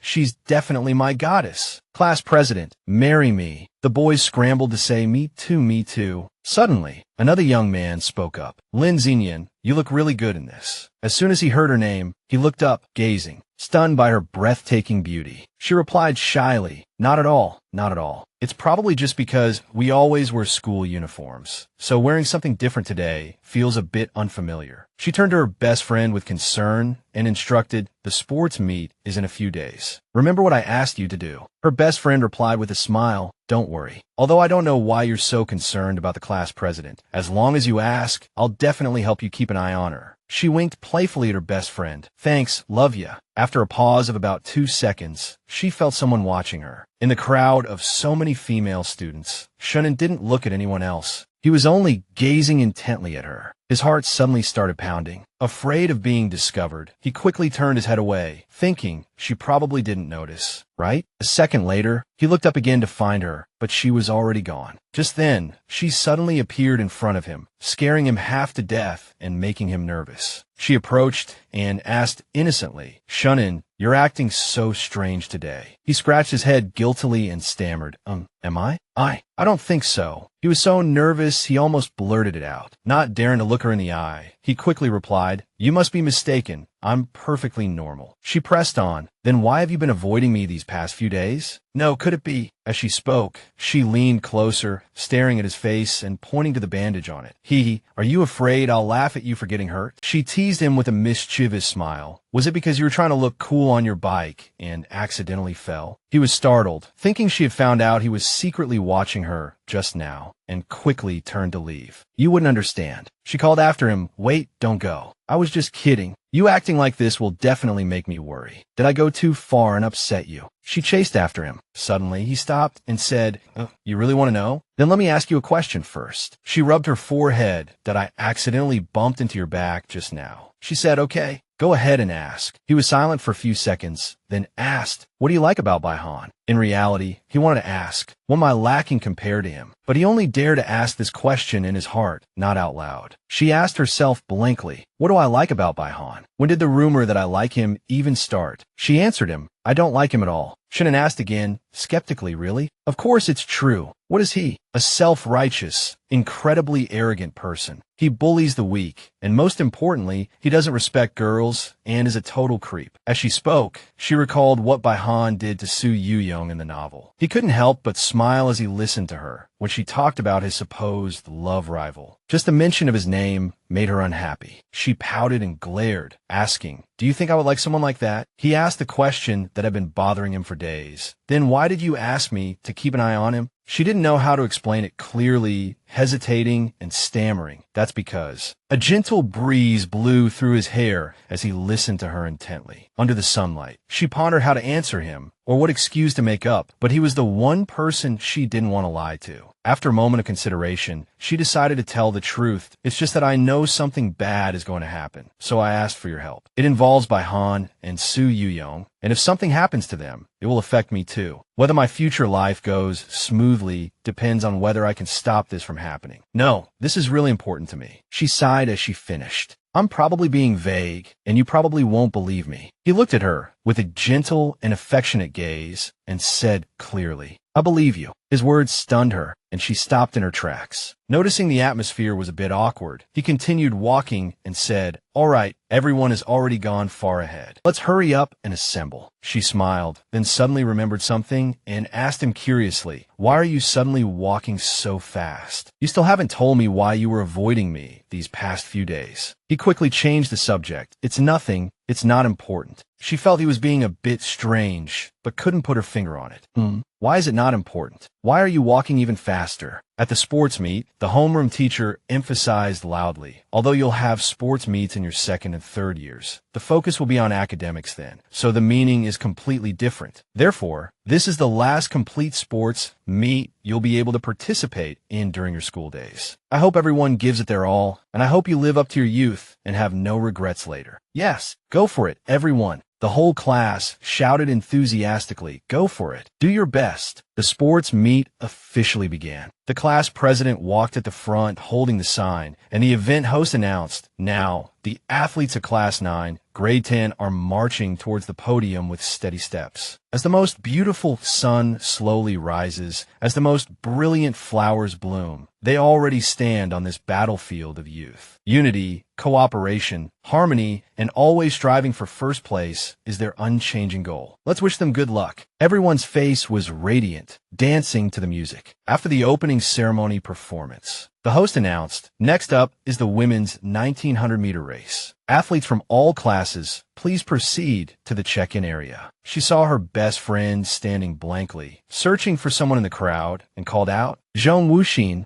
Stop looking. Bai-han is already surrounded by the school's girls. Seeing her best friend sigh, she comforted her, "Don't be sad. After the sports meet, I'll treat you to a big meal. You can order whatever you want." Before leaving, she didn't forget to remind her best friend, "I'm about to go on. You must remember what I told you." I know. Don't worry. Isn't he still over there? I'll keep an eye on him. It'll be fine." Her best friend suddenly remembered to remind her, "Oh, right, don't run too fast. The one leading the pack is number 32. She's a famous long-distance running champion. Following her will easily drain your stamina." She said confidently, "Don't worry. We'll see who's following whom then." Then she waved out, "Bye-bye, bestie. I'm going on." Not long after she left, a male classmate excitedly holding a camera said, "We found a great spot to see by Han's face, and we even brought a camera. Are you coming?" Her best friend thought for a moment, then muttered to herself, "Anyway, the class president is busy all day today. It should be fine if I leave for a little while." After entrusting the task to her best friend, she went to the information desk. The blonde girl asked, "Lin Xinyan from class 9, grade 10, right?" She nodded, "That's right." In the distance, a long-haired girl was surrounded by a group of classmates like a star. Her homeroom teacher said confidently, "Baby Zunin, the class's luck this year all depends on you breaking the record." Zunin, full of confidence, said clearly, "Don't worry, a small matter like this is no problem for me." Her friend next to her chimed in, "That's right. If Zunin gets second place in this race, no one would dare to claim first. As long as Zunin is here, our class is 100% guaranteed to win." Hearing the discussion, she subconsciously turned to look. So that's Zunin, the long-distance running champion Zhong Wuxin mentioned. From the looks of it, she seems to be a very strong opponent. While she was still lost in thought, Zunin came forward, pushed her shoulder aside, and said snobbishly, "If you're done registering, then hurry up and leave. What are you still standing here for?" She looked at Zunin, who arrogantly sized her up from head to toe, and said, "Hey, Zunin." The other girl, hearing her name, turned around and scrutinized her with a displeased attitude. What? Is there something else? She wanted to say something, but then reluctantly thought, "Forget it. There's no need to argue with this kind of person. Winning the race is more important." She turned to leave. There's no need to say more to this kind of person. Prove myself with my ability and make them tone down their attitude. A classmate saw her enthusiastically doing various warm-up exercises and said to Zunin, "Someone's already warming up. Don't you want to prepare too?" Zunin looked at her disdainfully and sneered. "Humph, warm up? Someone as weak as her. I could win even if I didn't eat today," and ran with my eyes closed. A piece of cake. Hearing the other girl belittle her like that, she bristled like a hedgehog but held it in. "You just wait." Although Zunin is pretty and cool, her mouth is really annoying. The classmates surrounded her, praising, "You're so amazing." This made Zunin even more arrogant. She lifted her chin smugly and declared confidently, "Although the race hasn't started, given the situation, the result is already obvious." Heroine couldn't stand her arrogant look and stepped forward to advise, "Classmate, I advise you to be a bit more humble, because truly capable people aren't this arrogant. Those who speak too soon often fall hard. With such big talk, you're only fit to guard the gate." After saying that, he smiled and turned to leave. The people around were stunned, shocked by his words. A second later,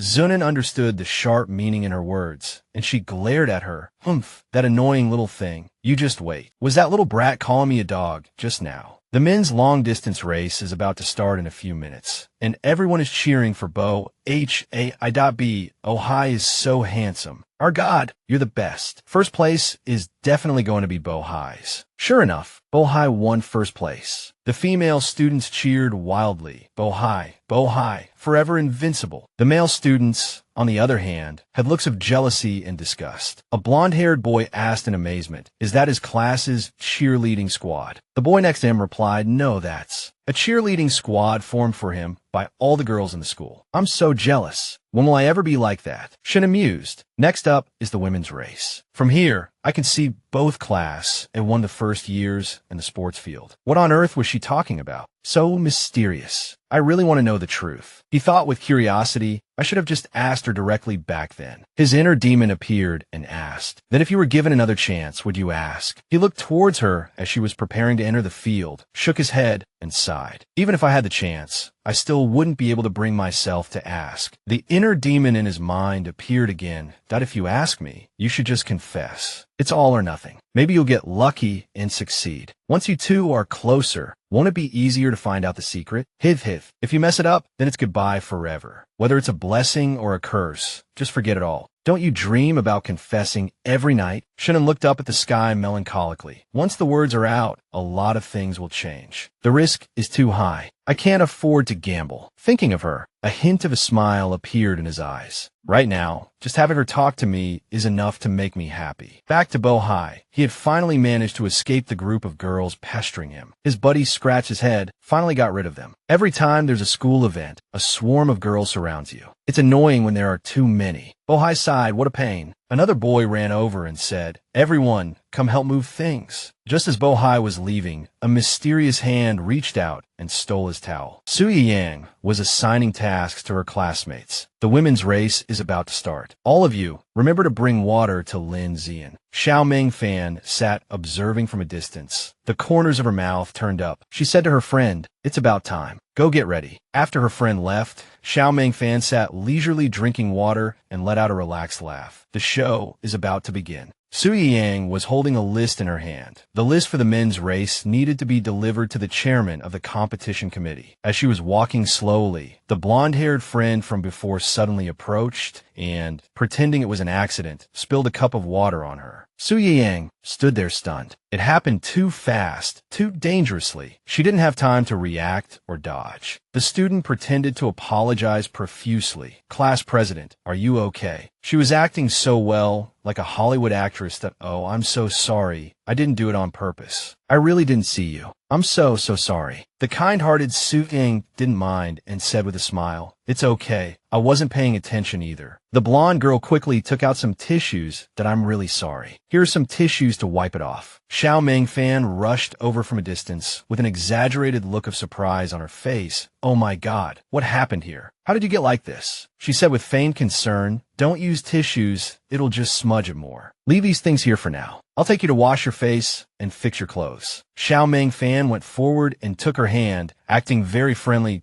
"It just so happens the teacher gave me the key to the dance studio. No one's there right now. Let's go there to change." The naive Sui Yang said gratefully, "Sorry to trouble you." Meanwhile, Shannon was still sitting in the stands, intently watching Bohai's every move, just as she had requested and instructed. The referee shouted, "Runners, to your marks. Get ready for the race." He looked towards her, a sense of unease rising in his heart for no reason. Ready, set, go. As soon as the referee's voice fell, everyone started running as fast as they could with all their might. She assessed her current physical condition. "Okay, I need to create some distance between myself and them first." Just as she was gathering her strength to run, a hand from behind suddenly shoved her forward violently. The push was so forceful that she had no time to react and fell to the ground, her mind dizzy. Shannon jumped up in shock. Wait, if he wasn't mistaken, someone pushed her on purpose. It's just a race. Is it necessary to do this? He was about to run over to check on her, but he stopped after 2 steps and no, I still have to watch that idiot. The boys behind them saw someone fall and cheered. Look, someone fell. Another one said, quick, take out your phone and take a picture. Record a video and post it online for clicks. As soon as they finished speaking, Shannon turned around, his sharp eyes filled with a murderous glare, and stared at them, warning, you dare take a picture and see what happens. You'll regret it. The 2 boys shrank back, not daring to make a sound, and stuffed their phones into their pockets. The boy with the spiky hair asked, did you see the look on his face just now? His eyes looked like he was going to kill someone. It was so scary. Could the person who fell be his girlfriend? Shannon calmly sat down, resting his chin in his hand, thinking, although I don't want to sit here and keep watch, I promised her. I can't go back on my word. After composing herself for a moment, she quickly stood up. She looked ahead. I'd like to see who pushed me on purpose. Her gaze met Xiaonan's, and her sixth sense told her that she was the culprit. She thought to herself, could it be her? She actually played dirty. She calls herself invincible, yet she resorts to such low-down tricks. She was filled with fighting spirit, determined to defeat Xiao.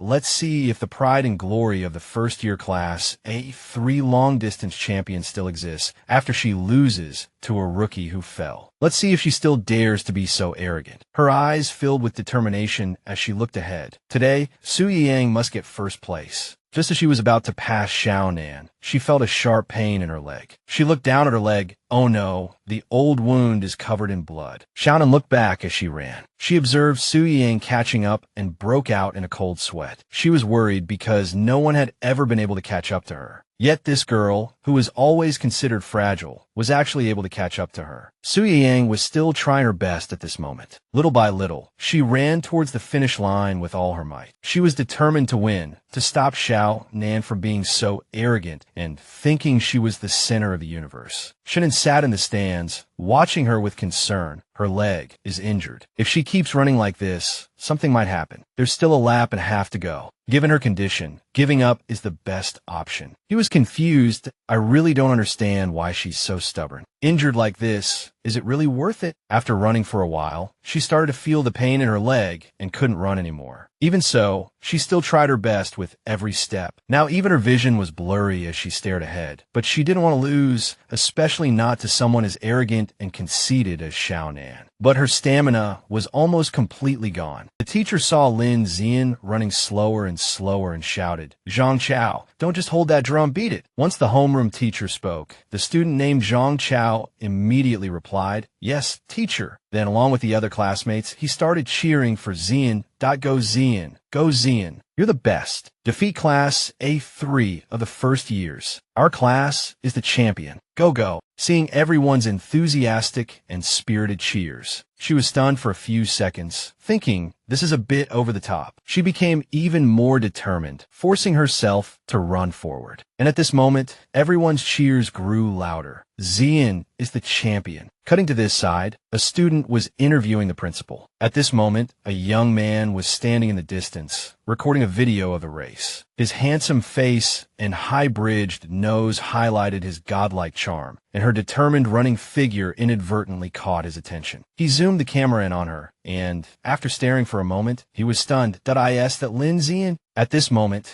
she was struggling to run on the sports field, the cheers still ringing in her ears. Zian is the champion. Although her knee was injured, she was still giving it her all, determined to win. At this time, Bo Hai and a classmate went to the table from before to get some water. The classmate next to him heard the noisy cheers and asked curiously, "Who's running in the long-distance race for Class A9? It's the first time I've seen them cheer so enthusiastically, with drums and all. Doesn't their homeroom teacher know the school administration hates this kind of thing the most?" Compared to his classmate who loved gossip and watching the excitement, Bo Hai seemed very indifferent. He wasn't interested in these things and replied coldly, "I don't know them. Why bother so much? You were just meddling so much. Aren't you tired? Have some water." As he spoke, Bo Hai reached behind him to grab his water. At that moment, Bo Hai discovered that his water bottle from before had vanished. "Huh? Where's my water?" The other classmate heard this and asked back, "Did you put somewhere else just now?" Bo Hai replied firmly, "Absolutely not. I clearly put it right here, just now. My headband is gone too." The classmate replied, "Wait a minute, I'll go check the surveillance footage." Bo Hai grumbled unhappily and walked away. With so many people, can the surveillance even capture anything? What a pain. I'm going to the locker room for a bit. Shannon saw her running desperately and became very worried. He stared at her intently. Only half a lap left. "Come on, Zian." Suddenly, he remembered her warning. He looked around the stadium, searching everywhere for Bo Hai, but still couldn't find him. He stood up nervously. Where did Bo Hai go? Crap, that guy has probably run off to some unknown corner. After searching for a while, he finally saw Bo Hai. Judging from Bo Hai's direction, he seemed to be heading towards the academic building. He recalled her warning, going to a secluded place alone. Is this the situation Zian was talking about? This isn't good. If something happens, I have to go tell her first. At this moment, Lin Zian was still trying to catch up to Xiaonan. Seeing Lin Zian getting closer, Xiaonan cursed. Damn it, is this girl made of sticky plaster? She's sticking so close. Her face was covered in sweat, but she still gritted her teeth and endured the pain to keep running. That there's only about 10 meters left to catch up to Xiaonan, but my stamina is at its limit. I don't have the strength for a final sprint. What should I do? Suddenly, Shunan ran up beside her, startling her. "Shun." Before she could finish, he cut her off. Seeing her confused face, he quickly reassured her, "Don't stop. I'll run with you. And don't talk. You'll get out of breath. Just listen to me." Bo Hai went into the academic building, and he's completely alone. Hearing his words, her expression changed completely in an instant. She was about to say something when the race official spoke up. That male student is not allowed to pace the runner. Leave the track immediately, or the race result will be disqualified. She panted as she ran. Oh no, not now. Her best friend in front of her shouted, Yin Yin, you can do it. Seeing her best friend, she became even more confused. What are you doing here? Oh my God, my best friend is such an airhead. I told her to keep an eye out, and here she is now. At this moment, in the classroom, Su Yang was locked inside. She screamed in fear. Is anyone there? Mengfan, can you hear me? It seems like the power is out in the locker room. Hearing no response, Su Yang tried to find a way to open the door, but no matter how she tried, it wouldn't open. Just then, the hypocritical Xiao Mengfan spoke up. The power's out again. This locker room is rarely used, so the electrical system and the door lock are always having problems. Seeing her plan about to succeed, she left with a smile, not forgetting to pretend to be a good friend and say to Su Yang, you wait here for a bit, okay? I'll go find someone to help. Seeing her friend about to leave, Su Yang said fearfully, don't go. I'm scared of the dark by myself. Hearing this, Xiao Mengfan became even more pleased. A smile bloomed on her lips. Before leaving, as she walked into the hallway, she said to her green-haired friend, go find people. As she said this, her face looked extremely cunning. With a sinister smile, she deliberately emphasized, the more, the better. Just then, footsteps were heard on the stairs, and this person was none other than Bo Hai. He was walking alone towards the locker room. What will happen? Everyone, please comment and predict. Back to Lin Xian's perspective, she was still running with all her might, looking around for any sign of Su Yang. She didn't see her near the cheering girls or near the other students. With her sixth sense, she was sure the class president was in the locker room.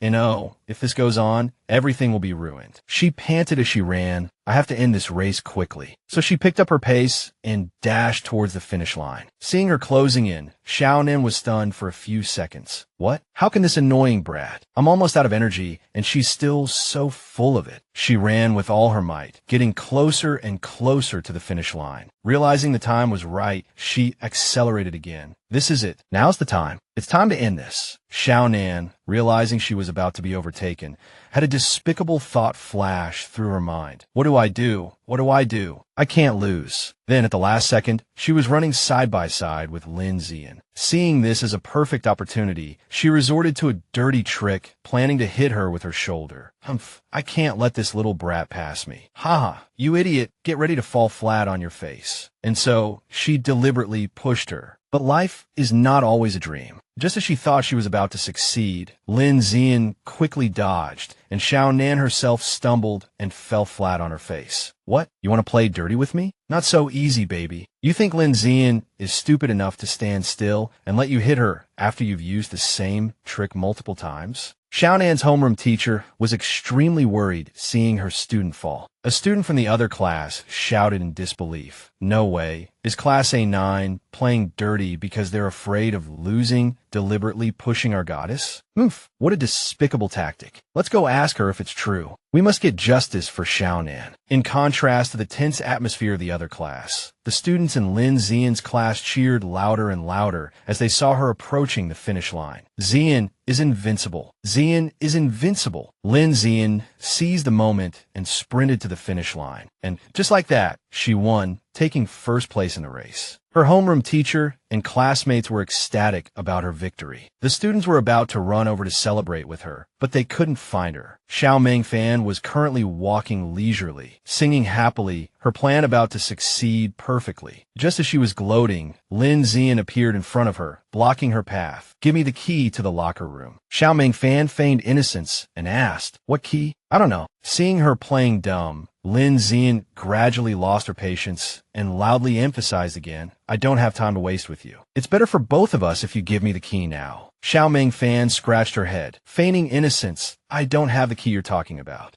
So was you. I was wondering who it was. As she spoke, her face instantly changed, revealing a sinister expression. Even if I have what you want, do you think I'd give it to you? Hearing her arrogant words, Lin Xian gritted her teeth in anger, her hands clenched into fists. Xiao Mengfan walked away smugly, shaking off her hand and warning, Get lost. Don't block my way. She suddenly grabbed her wrist, making her furious, and she roared, "You little bitch! How dare you block my path?" She retorted fearlessly, "I was going to let you save some face, but now I'm going to post the whole thing on the forum. That hair tie on your wrist belongs to Bohai, doesn't it?" Without waiting for a response, she emphasized clearly, "Not only that, but you also stole Bohai's water bottle and clothes." As she spoke, she grabbed Xiao Mengfan's arm and looked her straight in the eye. With a guilty conscience, Xiao Mengfan was speechless, her eyes filled with fear and confusion. How on earth did this little bitch know everything I did, and so clearly too? Lin Zian quickly retrieved the key. With the key in her hand, she ran, panting. She flew up the stairs, heading towards that classroom. The locker room was on the 8th floor. Despite her injured leg, she did her best to grit her teeth and endure. Her heart was filled with worry that if I'm late, something bad might happen. I have to hurry. At this moment, in the locker room, Bohai was taking off his shirt, revealing his blurry but enticing six-pack abs. Suddenly, he heard a girl's voice, mixed with sobs.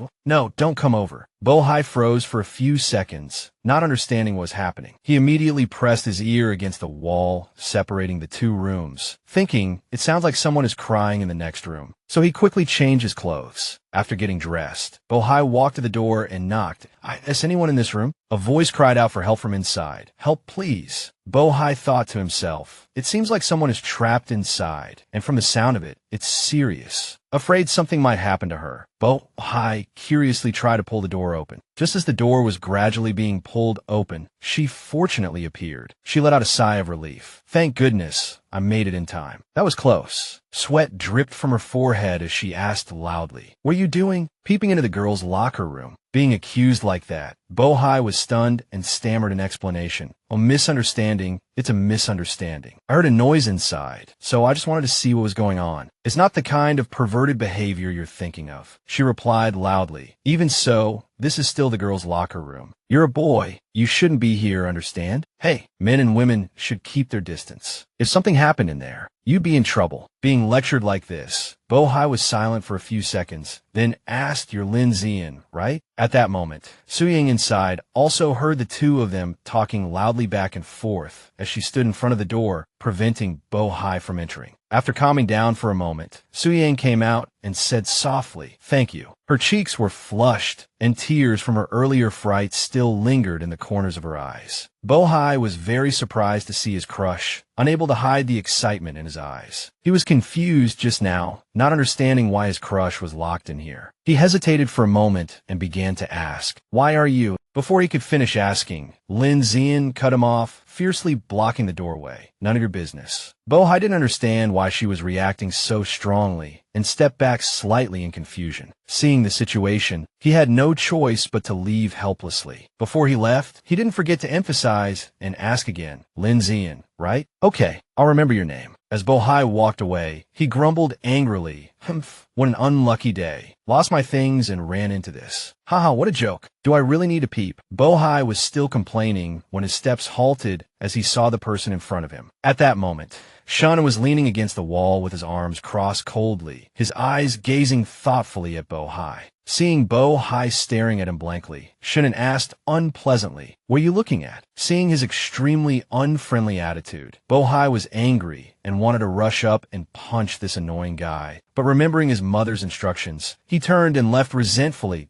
"If you dare fight with Shannon again, I'll definitely skin you alive, understand?" Bohai thought angrily, "Humph, you're lucky, kid. If it weren't for my mom, I'd definitely take you on one-on-one." Bohai's face was purple with anger. "Humph. I don't know which foot I stepped out of the house with first today to have such bad luck." He recalled her face and the sight of her with Shun and Humph. Those two are exactly the same, equally annoying. At this moment, after Bohai had left, she was still guarding the door. Recalling Bohai's aggressive attitude just now, she tried to act tough, thinking to herself, "So what if you remember? It's no big deal. I'm not afraid of you." Then she turned to Su Yang and reminded her with concern, "Class president, you should probably stay away from Xiao Mengfan from now on. Not everyone can be your friend. You need to be wary of other girls too." Yang was still very scared. Recalling what had just happened, she covered her face with her hands as tears welled up and replied, "Sob, I know, but I can't help it. I'm sorry for causing you trouble this time." She felt helpless towards this sweet and naive friend. Seeing that Yang was still very frightened, she opened her arms and hugged her tightly, comforting her gently. "It's okay. It's all over now. If you ever feel lonely, you can come find me." Yang was moved to tears and asked, "Really? Thank you so much." Seeing Yang getting emotional again, she quickly soothed her. All right, don't cry. It's okay now." Shun-en, standing in the corner of the wall, unintentionally overheard their conversation. A faint smile unconsciously appeared on his lips. "That's the girl I like." Suddenly, a loud thud was heard, followed by a shout, "Zian, what's wrong with you? Don't scare me." Shun-en rushed over in a panic, asking anxiously what happened. He saw her lying unconscious on the floor. Shui-yong confusedly explained that they were talking when she suddenly started stuttering and couldn't finish her words. Shun-en quickly helped her up. He looked around and soon noticed the wound on her leg was bleeding. Oh my god, her leg. How did it get so bad? Shun-en immediately had her lean on Su-yong and asked him to help get her onto his back. "Help me get her onto my back. I'll carry her to the infirmary." Su-yong nodded, okay. As he carried her, he thought worriedly, "Lin Shiyuan, you'd better have an explanation for me when you wake up. What on earth was worth risking your life for?" In the infirmary, after being unconscious for a while, she finally opened her eyes slowly. Shun-en, who had been waiting by her side, anxiously stepped forward and asked, "You're awake? How are you feeling? Are you uncomfortable anywhere? Does it hurt? Or are you just tired?" He fired off a barrage of questions. Seeing how worried he was for her, she looked at him, touched, and replied, "I'm fine. I feel much better after sleeping for a bit." Just then, the nurse walked in. Hearing her words, she raised her voice, both exasperated and angry. "Fine? You call this fine? Exhaustion plus dehydration. I've never seen anyone run up the stairs like that in this condition. You're staying right here until this foredrip is finished. Remember to change the dressing on your leg at home, and don't let it get wet, or it'll get infected." The nurse's scolding left her too embarrassed to argue, so she could only nod obediently and say, "Yes, thank you, nurse." Afterward, the nurse left. She turned to Shun-en and instructed, "Classmate, you stay with her, okay? I'm going to check on things over there." Shun-en nodded happily, okay. As the nurse walked out, she was still sighing about the other student. Good grief, crying nonstop for not getting first place, and now won't even let me bandage them. These troublesome students really leave me speechless. Hearing this, she was a little surprised. Seeing him standing there silently, she took the initiative to start a conversation. "Looks like a lot of people got hurt at this sports meet. I remember the nurse is usually very kind. Do you remember? The teacher taught us." She stopped when she saw his expression was off. Shun-en sat down by the bed, his face serious as he pondered many things, completely lost in his own thoughts. Before she woke up, he had so many questions he wanted to ask her, such as, why didn't you give up the race? Why did you push yourself so hard? Or, why did you know Yuan would be in danger? Does this have something to do with Baihan? Most importantly, how could she have predicted something like this would happen? Although he desperately wanted to ask, when she actually woke up,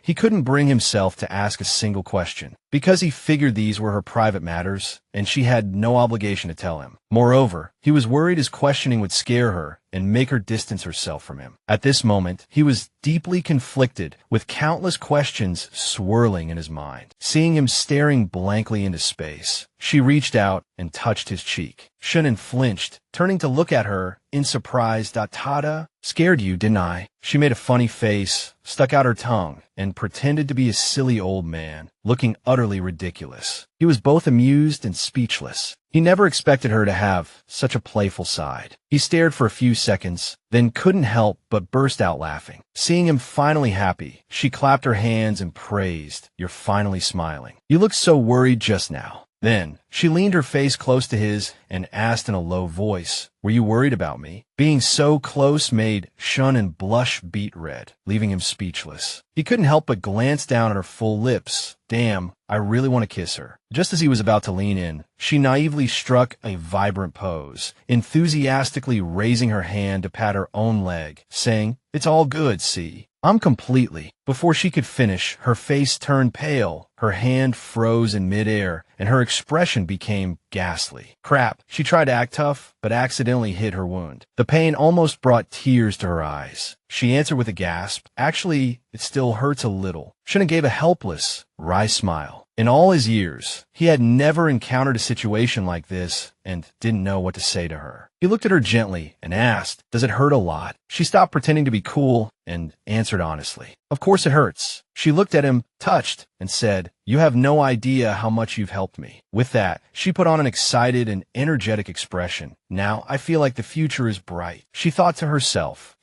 as long as I save the female lead, I'll have a chance to return to the real world." She continued happily, "When I get better, I'll definitely treat you to a big meal." Seeing her so happy, he smiled and replied, "Then it's a deal." The two began to chat excitedly. "Okay, whatever you want to eat, wherever you want to go, it's my treat." He asked, "Are you sure?" She replied decisively, 100% sure. At that moment, over where Su Yuyang was, her friend was standing in the courtyard talking to the homeroom teacher. Xiao Mengfan's lackeys saw this and were extremely worried. Seeing this, they were all extremely worried. "Sister Fan, is she snitching to the teacher?" Xiao Mengfan wasn't scared at all, instead answering arrogantly, "Snitching? Does she have any proof?" "Without proof, I can just call it slander." Hearing this, her lackeys happily chimed in. "As expected of Sister Fan, you're so amazing. Sister Fan is the best." The green-haired girl said angrily, Zhuo Wuxin really got lucky this time, running into that Lin what's her name. She paused and said, "How'd she get the key?" Xiao Mengfan's eyes darkened as she replied, "Who knows? She's my desk mate. She probably stole it to make a copy." The green-haired girl continued, "Sister Fan, I don't think we should let this go. Why don't we get someone to go and scare her?" Xiao Mengfan turned around and warned her coldly and sternly, "How many times have I told you? Don't do things that can be easily traced back to us." Seeing Xiao Mengfan's frosty attitude, the green-haired girl fell silent, not daring to say another word. Xiao Mengfan looked thoughtfully at the people ahead. She turned and asked her lackey, "See that little girl, Zhuo Wuxin? Isn't she friends with that Lin girl?" A new plan formed in Xiao Mengfan's mind as the corners of her mouth lifted. "That's right, a knife in the back hurts more, right?" Just then, Zhuo Wuxin said to the teacher, "That's her situation. She was still unconscious when I left." The homeroom teacher heard this and became very concerned. "Really? I have to go see her. You and Zhang Chao stay here and keep an eye on things. Report to me immediately if anything happens." The homeroom teacher was about to leave, but was stopped by a teacher from another class. "Wait, stop right there. A student from my class said that when they finished the race just now, a student from your class deliberately played dirty and pushed him, making him fall flat on his face." Seeing the homeroom teacher being held back,